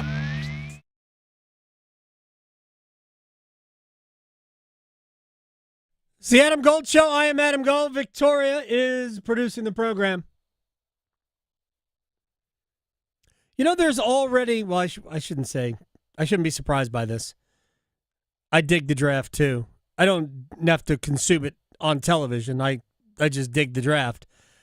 There's our friend Jordan Reed from ESPN, NC Central alum, already has his way too early mock draft. So, and he's engineered a trade in that mock draft. He has the Browns trading up to number 1 to get Cade Klubnik, the quarterback from Clemson. Wow. Yeah. They just drafted 2 quarterbacks. Right. They drafted Dylan Gabriel in the 3rd round and Shedeur Sanders in the 5th. If they have to draft a quarterback, then the Browns should be disbanded. Mm-hmm. I wish I was kidding about that.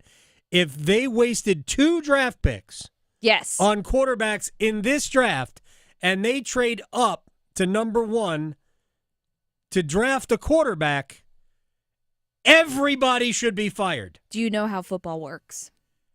Everybody, including the owner.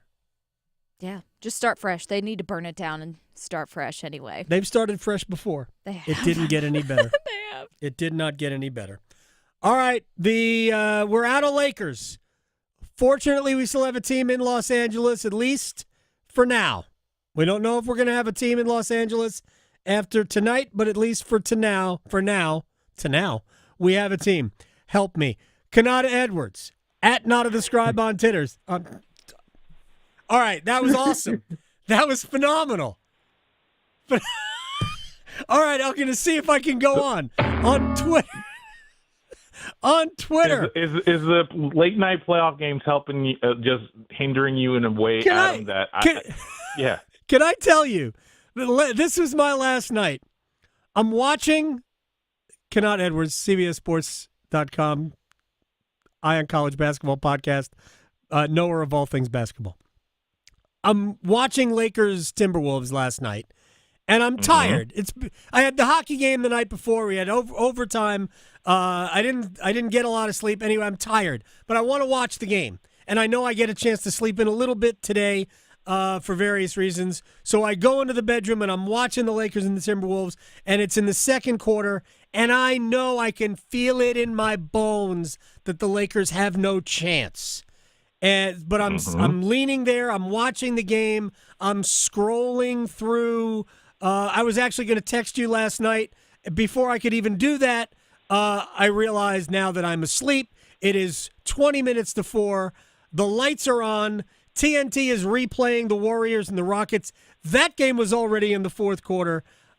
So I fell asleep somewhere in the middle of the 2nd quarter. I caught up. The Lakers actually came back and took a lead, but I don't care. I watched the first half. They were clearly not as good as the Timberwolves. Was that did they underachieve with this roster with LeBron and Luka, or were they always flawed and Minnesota was a bad matchup for them? I think we got fooled by March basketball. Quite honestly, I think we got fooled by a lot of post-trade basketball because they made a lot of their hay when Luka came back and did a whole bunch of winning, and there were still the flaws. There was no big.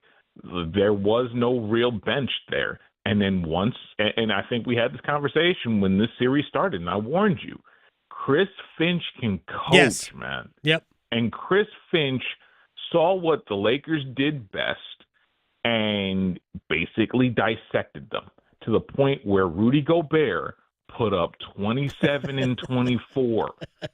They went to Maxi Kleber for center. That's how bad it got.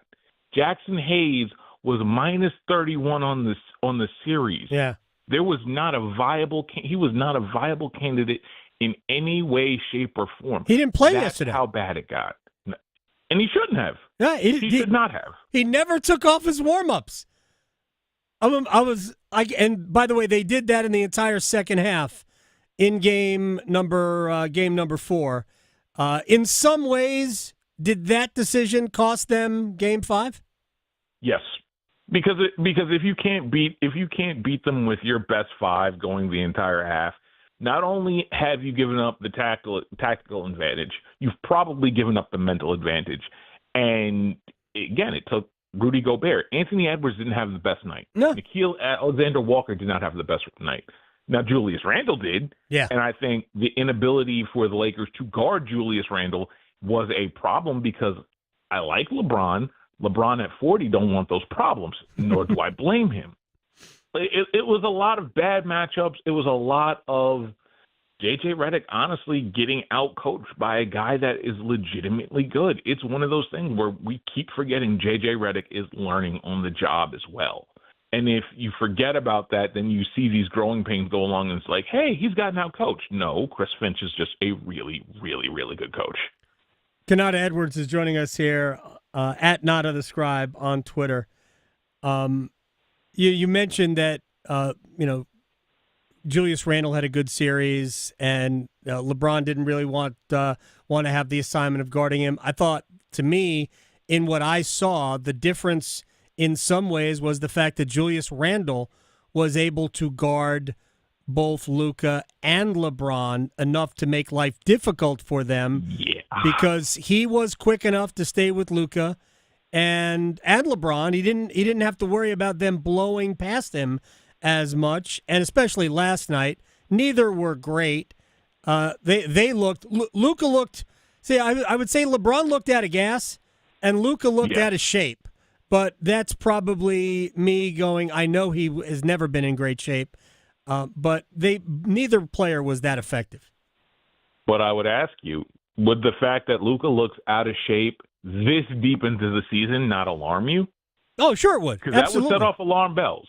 Yeah. Like, he would have a hard time at this point getting past me or you on defense because, quite honestly, every bucket that Luka scored in that series was done the hard way with consistent, just hands in his face, not getting any easy blow-bys like he used to. There's like, if there's something that you kind of worry and wonder about going forward, is the fact that Luka doesn't seem to have that first step anymore. I'm not saying Nico Harrison was right because to say he was right means he would gotten much more for Luka than he actually did. But I will say Nico might have had a point about Luka. I don't think there's any question that if your best player isn't interested, and at times Luka appears disinterested in defending, and he was bad really all series. I understand what Nico's point was. I'm sure he didn't hate the fact that the Lakers went out in the first round, but if they had a viable defensive option at center, maybe they wouldn't have gone out in the first round. And it brings me to this, and I only know about this because I follow at Nada the Scribe on Twitter. Mark Williams tweeting out simply a smiling face, not the smiley face, but just a face with a smile on it. That is next level petty. I love it. As he should. Honestly, I would tell you Mark Williams didn't go far enough. If you were going to impugn my name and say I'm injury prone and I can't stay healthy and I failed an NBA physical, when basically you just need to, again, a good ham sandwich will get you to pass a physical. The fact that they felt like he could do that and impugn his career, I would argue Mark didn't go far enough. I would tell you, like, someone's going to impute, like, damage my reputation to where it's clearly going to affect my money going forward. Oh no, we got to take it all the way there. The fact that he did just that and the Instagram post, no. He should be applauded for his restraint. If the Lakers don't keep the receipt and return Mark Williams, did they beat the Timberwolves? No. No. Maybe Nope, Mark Maybe Mark knows that. Oh, he knows that. But the thing is, it's a strength issue with Mark Williams. And I love the kid. Once he gets the strength issue figured out and corrected, he's going to be a problem. Not to mention, he averaged 15 and 11 down the stretch for the Hornets. So there is something to be said for the accomplishments he did have in these games. The issue that he would have had is the same issue that Jackson Hayes had. It's the same issue Maxi Kleber had for the 4 minutes and 52 seconds he played all series. It's that you have a Rudy Gobert that got 9 offensive rebounds, and the team that just gave up more and more. He would not have been able to keep those guys off of his back and secure rebounds. That is a functional problem that the Lakers have, and I'll be honest with you, I do not envy Rob Pelinka in having to fix that because it's not going to be easy in the second tax apron. Konata Edwards is joining us here on the Adam Gold Show. When the Lakers brought Maxi Kleber in, I first thing I thought of was, who is that? Like, I'd never seen him before. I'm sure he's played, but I had never seen him. And I'm like, he doesn't look like he's going to help. Why would you bring in somebody who clearly isn't going to help? I think all he did when I saw him was commit like 2 fouls, including almost maybe put himself in a position to get a flagrant one. Yes, but that's the thing. But that was and this is where J.J. Redick and kind of Rob Pelinka hung him out to dry with that roster construction, and why even if you were going to get a center, you might as well have had a backup plan besides Mark Williams, because Mark Williams did have that injury history. Maxi Kleber was a Hail Mary, knowing that at least he would have to be guarded at the perimeter. With Jackson Hayes, it was 4-on-5. With anyone else, it was going to be 4-on-5. My favorite was Rui Hachimura, who, mind you, is 6'9", saying they need someone to go get a rebound. That was my favorite quote from last night. My favorite. Yeah, and maybe you, Rui. It was a nice dunk, though, that Hachimura had in the first, I think it was the first quarter. Konata Edwards is joining us here on the Adam Gold Show. Let's go east for one series tonight, because 3 of the others are done. You can't help yourself, because I think I know where we're going with this. Yeah, you cannot help yourself. I have 2 questions. One, I thought Detroit would win this series all along. The Knicks are probably going to win it. They've got 2 cracks at it. I think Detroit will win tonight and send it back to New York for a Game 7. I thought this would go 7. I'm not surprised. I still think that the Pistons ultimately have the best player in the series in Cade Cunningham. But is Karl Anthony Towns on the low the Knicks' best player right now? Yes. That's a he problem. Absolutely is. I think that's a problem. Well, I don't think it's a problem as much as it's you got to find a way to diversify the offense to exploit his talents, because quite honestly, if Karl Anthony Towns wasn't playing the way he was playing right now, this series is over. Yeah. Now, mind you, this series probably should be over, considering, or at least 3-2 Detroit, considering the Tim Hardaway foul that was actually a foul, and the refs admitted it was a foul, like 30 seconds after the game ended. But at the same point, Karl Anthony Towns doing this isn't a surprise. It's the fact that nobody else really is doing it. Not even Mikal 5 first-round picks Bridges is really contributing to the level that he probably should. And the fact that you're getting such a low ceiling out of someone you paid quite literally 5 first-round picks for should be kind of disturbing. Yeah. You and I talked about it when the Knicks made the trade for Karl Anthony Towns in the summer. And we talked about it from the standpoint of we don't believe that Towns would be capable of handling New York, the fan base, the sports radio, all of that stuff, that he would be impacted by the negativity. But he has had a great season, and he hasn't had to deal with that. But you and I did talk about the element of that trade I hated the most was Dante DiVincenzo going the other way, because – and I'm not saying you can't add Mikal Bridges. You could probably do that. but DiVincenzo has a toughness that you need in playoff basketball, and I hated the fact that the Knicks allowed him to go. Now, they've got tough players. Brunson is a tough player. Josh Hart epitomizes a tough player. But, man, DiVincenzo gives you another one, and you can't have enough of them. And he was one of the few guys Tibbs actually trusted. Yeah. Because you can tell he doesn't trust Deuce McBride. You can tell that. Right. There's only about 6 or 7 guys that he trusts, and 2 of them are big men, Mitchell Robinson and Karl Anthony Towns. And then it's Brunson, Hart, and then Insert and Mikal Bridges, and then everybody else up for it's up for discussion. He's tried to play Landry Shamet at some point in this series. Like think about this. Campaign has gotten minutes, and it's all been. I'm not going to say it's all been for naught, but it wouldn't surprise me if this goes 7 and they lose in the Garden in 7. More importantly, at this point, it behooves them to finish this series because Boston's waiting, getting rested, and the wound on Kristaps Porzingis' head from whomever fouled him is healing very, very rapidly at this point. So I do hope that for the Knicks' sake and for their competitive second-round matchup sake, they finish this tonight. I just doubt they will. Yeah, I don't think they will tonight either. I do give them a very good chance to win Game 7 and then get beat by the Celtics in – I think 5. the Knicks – yeah, I was going to say 5. I think 5. the Knicks can take it together. I think maybe they can split the first 4 and the Knicks will lose Game 6 at home. Well, sir, we just talked about this team only really having 6 guys that they trust. Mm-hmm. Boston has like 8 or 9, and they just got through a hard series without any injuries, which is the biggest victory of them all. And then on top of that, Mikal Bridges, the guy that they acquired, again, for 5 first-round picks, is going to be tasked with guarding Tatum.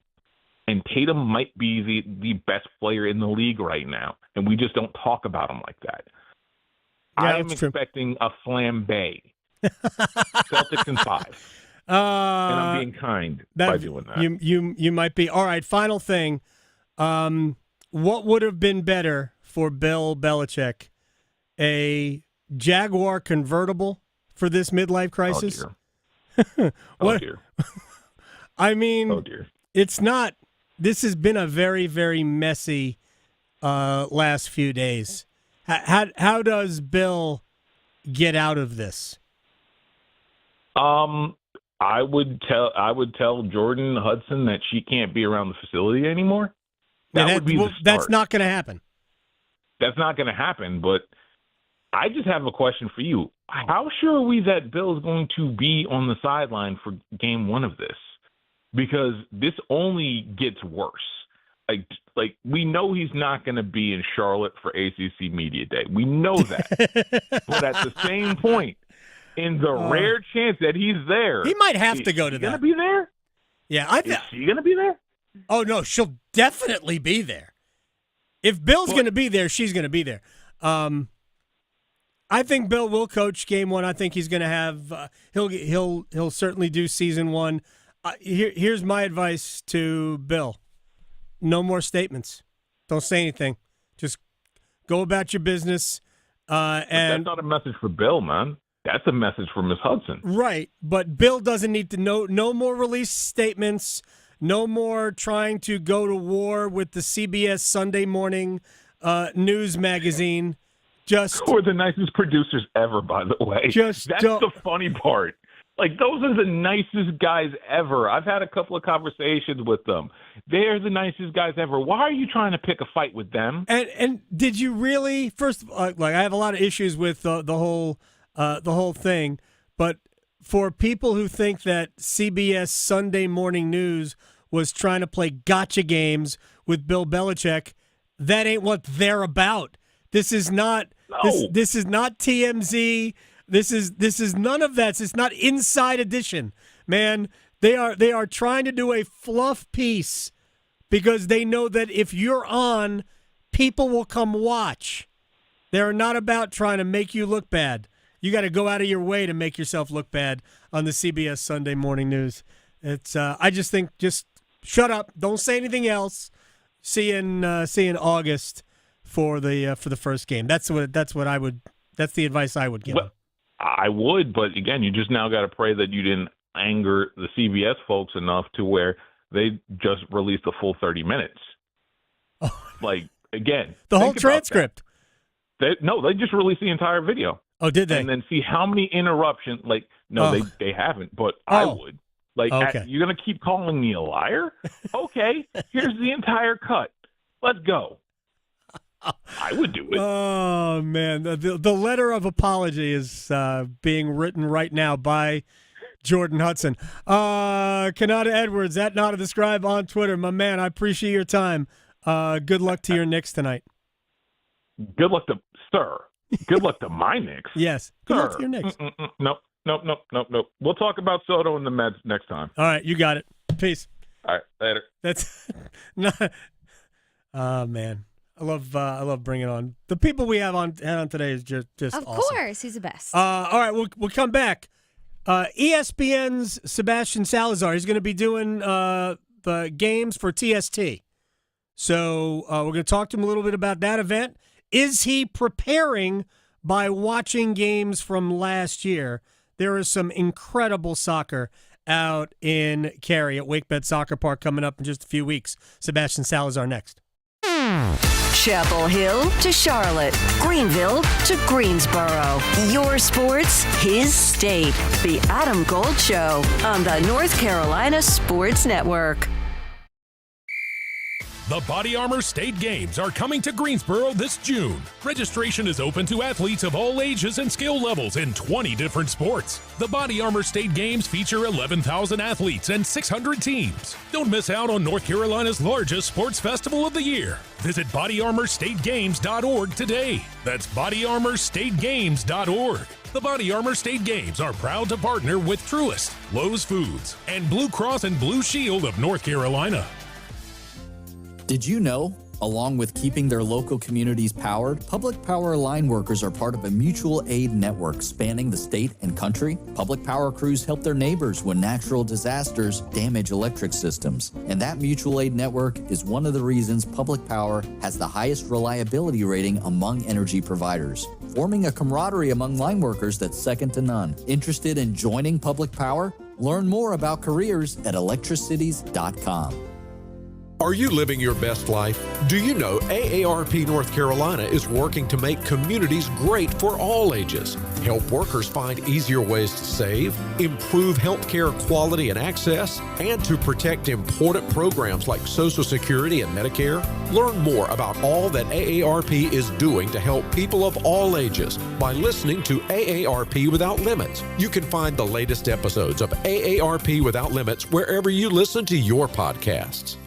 Do you know someone who's lost a loved one to overdose? Every day, the disease of addiction is taking lives and devastating families. But this crisis is preventable. Join the Governor's Institute in the Be a Superhero in the Overdose Battle campaign. Together, we can spread awareness, fight stigma, and save lives. Learn the signs of overdose. Know how to help. Visit governorsinstitute.org/superhero today, because doing nothing shouldn't be an option. Be a hero. Take action. Save a life.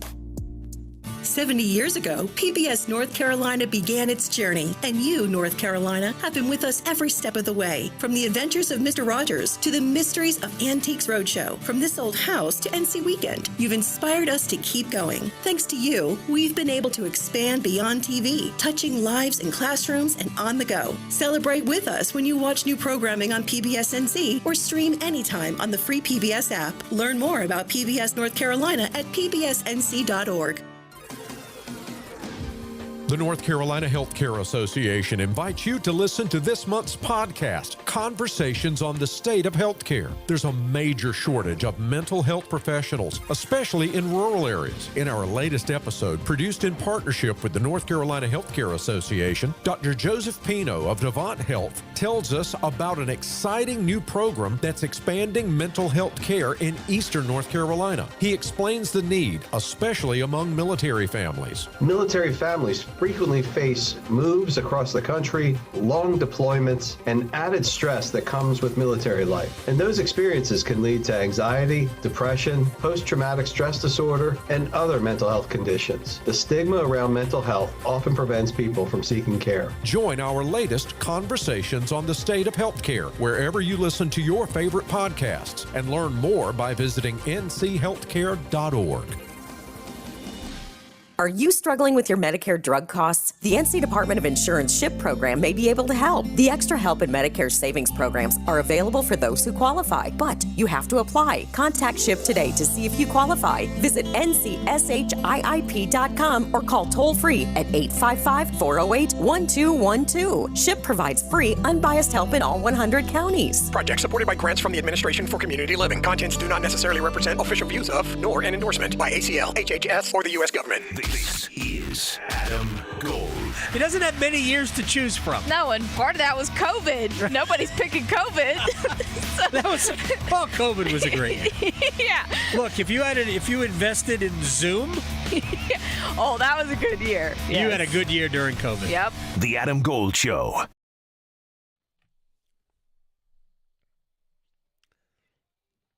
It's the Adam Gold Show. I'm Adam Gold. Victoria is on the ones and twos today, as always.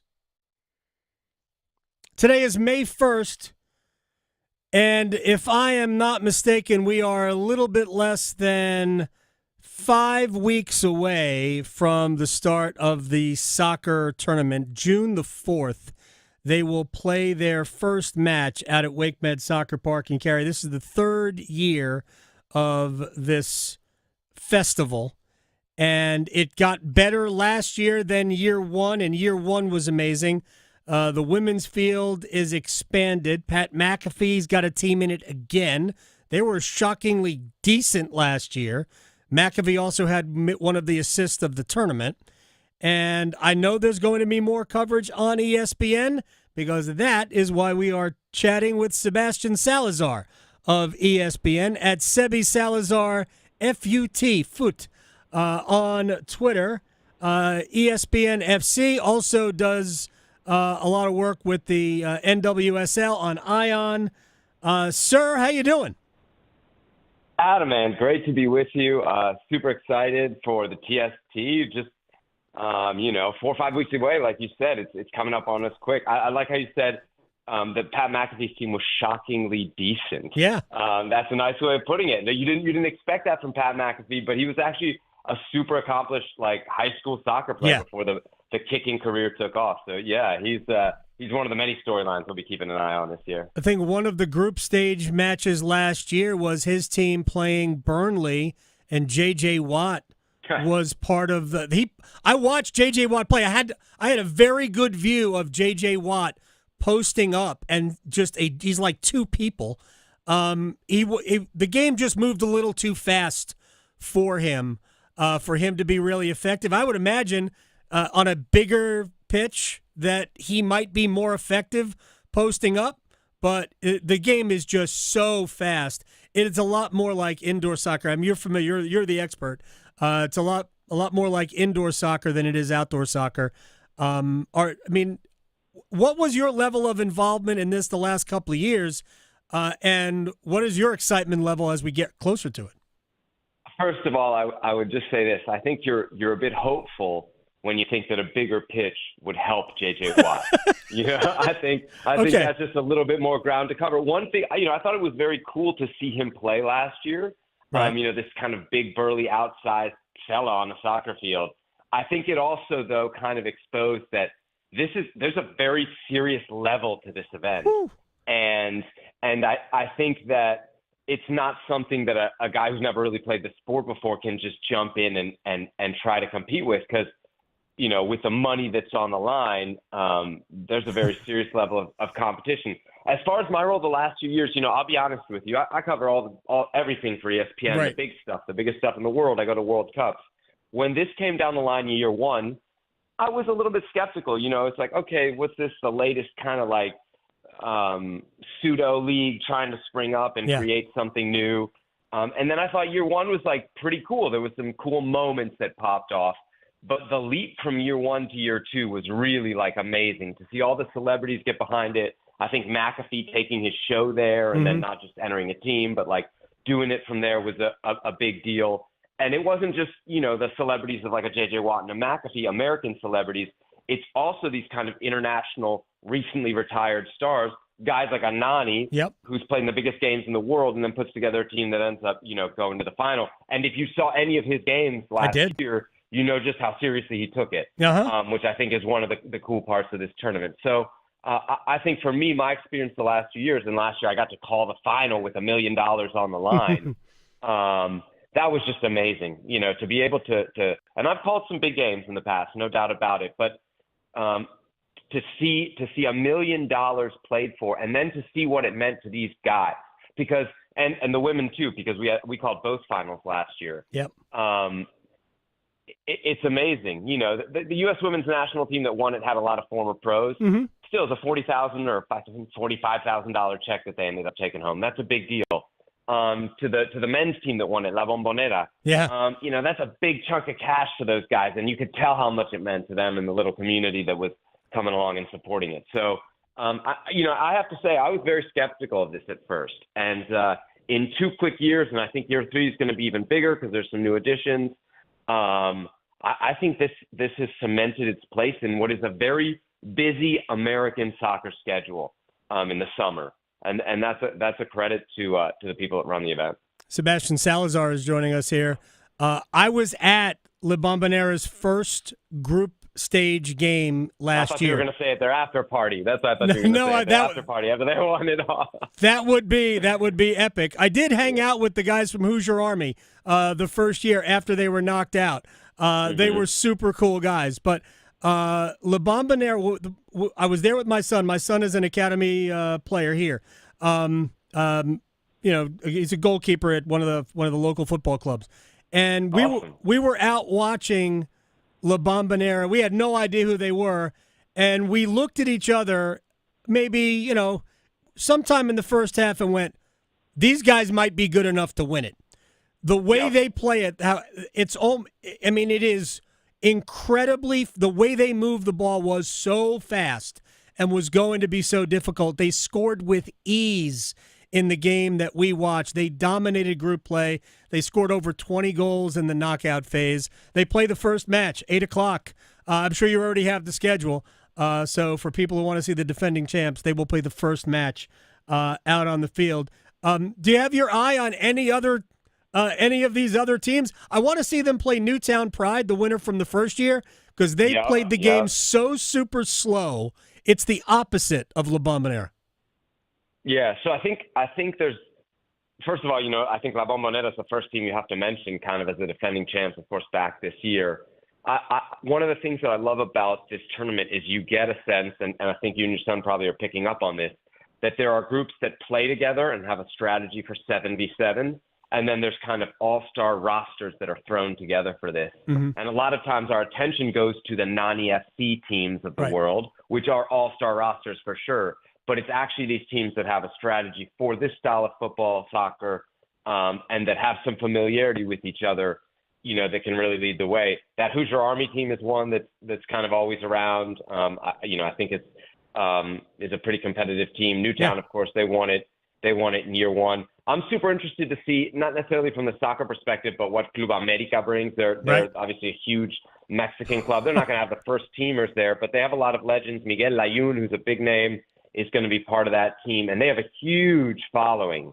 So if you thought the crowds had been big for the first 2 years, and I was there for the final last year, it was a good crowd. America is really going to, pack the house with some people. But I think the contrast in styles, both in terms of teams that play slow and teams that play fast, is interesting.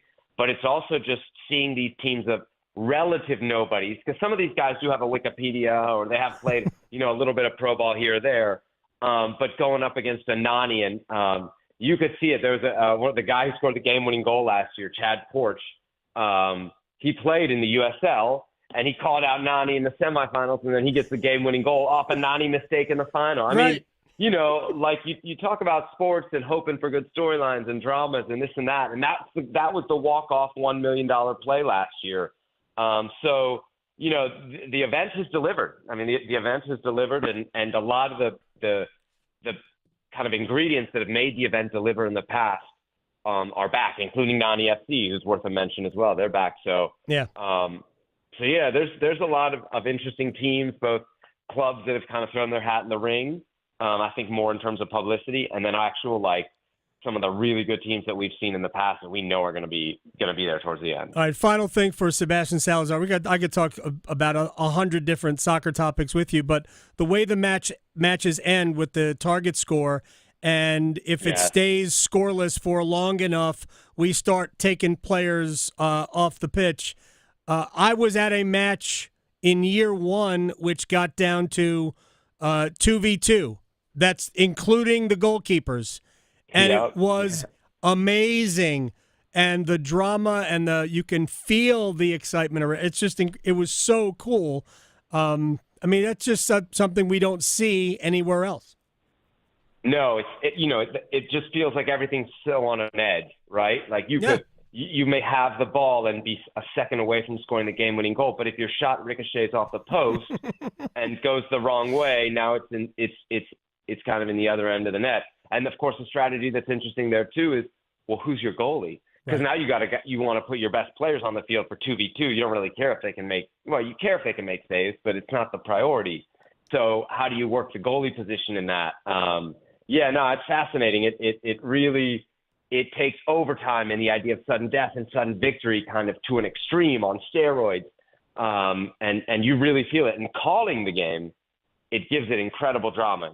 Each game you're kind of guaranteed, thanks to target score, that sense of a walk-off. And when it really gets down to a 2-on-2 or 3-on-3 situation, it's even more fun. Are you doing play-by-play and Hercules Gomez is doing color, or are you just going to have a conversation about what we're watching? No, so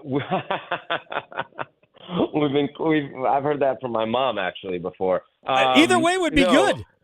Yeah, exactly. It's like we don't do the show together anymore, so maybe we'll just take this opportunity. No, we'll do comms on I think both finals on Monday, and maybe some action on Sunday, depending on kind of our respective schedules and when we can get in. But yeah, it'll be super exciting this year to be there. I always feel like I miss a lot of action the first few days because that's when you see all the viral videos. Right. But yeah, it'll be good to be there for the time when they hand out the big check. All right. Hope to catch up with you when you get to town. This is Sebastian Salazar at Sebi Salazar FUT on Twitter from ESPN. Appreciate your time. So we'll talk NWSL next time. For sure, Adam. Thanks for having me. Appreciate it. You got it. Sebastian Salazar here on the Adam Gold Show. I keep saying it. I can't rave about the event enough. It is so much fun. And if you are not a fan of, if there's not enough scoring and whatever, there are some games here that won't be high scoring because of the style of a team or two. It'll be a slower game. But every game ends on a goal. Every single match ends on a goal. It's designed for that. But there are, in some matches, tons of goals. Tons. So couldn't rave about that event enough. Especially if we get lucky. Year one, we got super lucky. For the first 2.5 days of the event, it was like in the 60s. I mean, it was perfect weather to just walk around Wake Med Soccer Park with maybe a beverage or not, enjoy soccer. And then when we got to the weekend, it got hot. And then it was not as comfortable, but the play was so good. Last year, the weather was we had a little bit of both. Yeah. But I hope we have a 5-day stretch because I believe it starts, I think it's the 4th through the 8th. Yeah. It's about a 5-day stretch. I hope we get not super hot weather. Well, and like you said, beware of the plastic, not metal seats. Yeah. Well, you know what you just do? They all are hot, though. Bring a shirt or buy a shirt. Mm-hmm. Buy merch. Maybe one that looks like it. Bill Belichick's sweater that he wore for the CBS morning. It's got holes. You don't care if it gets dirty. Yes, exactly. Oh, my gosh. So we talked to Brendan Whitted earlier. We talked to Brendan Whitted yesterday. We talked to Brendan Marks from The Athletic. He wasn't as put off by the fact that they were wearing Navy attire. I could certainly see the point because it was about the book. So, but to me, it removed North Carolina from it. And now the statement, which has been thrown back in their face, that was released essentially through, it seems, the university. They can't be happy about any of this. None of it. Anyway, Thursday? Today's Thursday? Whew. It is. I know, we're almost there. Almost. I would say by tomorrow, maybe by tonight, we'll know when Carolina v. Washington will start. Bet it's Sunday. Victoria, thank you very much. See everybody tomorrow. From the heels, Touchdown, Carolina. to the canes. She scores! He covers it all. The Adam Gold Show on the North Carolina Sports Network. Let's go! It's the Stanley Cup playoffs. Aho now to Jarvis. Jarvis, go get the Jarvis. Let's go, Canes! Kochetkov, stop! It's on the goal line behind him! He does a snow angel in the paint! Go, Canes! Playoff hockey in Raleigh is something that you can't describe, and it's because of you. So we want to be here. The Canes' road to the Stanley Cup runs through us. 99.9 The Fan, the Triangle Sports leader. Are you ready for a global summer showdown? Thursday, June 19th at Mercedes-Benz Stadium. Football legends collide at the 2025 FIFA Club World Cup. Inter Miami and FC Porto. Lionel Messi and Jordi Alba taking on Diogo Costa and Rodrigo Mora. Don't miss your chance to be part of history. Grab your tickets now at FIFA.com/tickets. It's bow time. Yep, it's eating time again.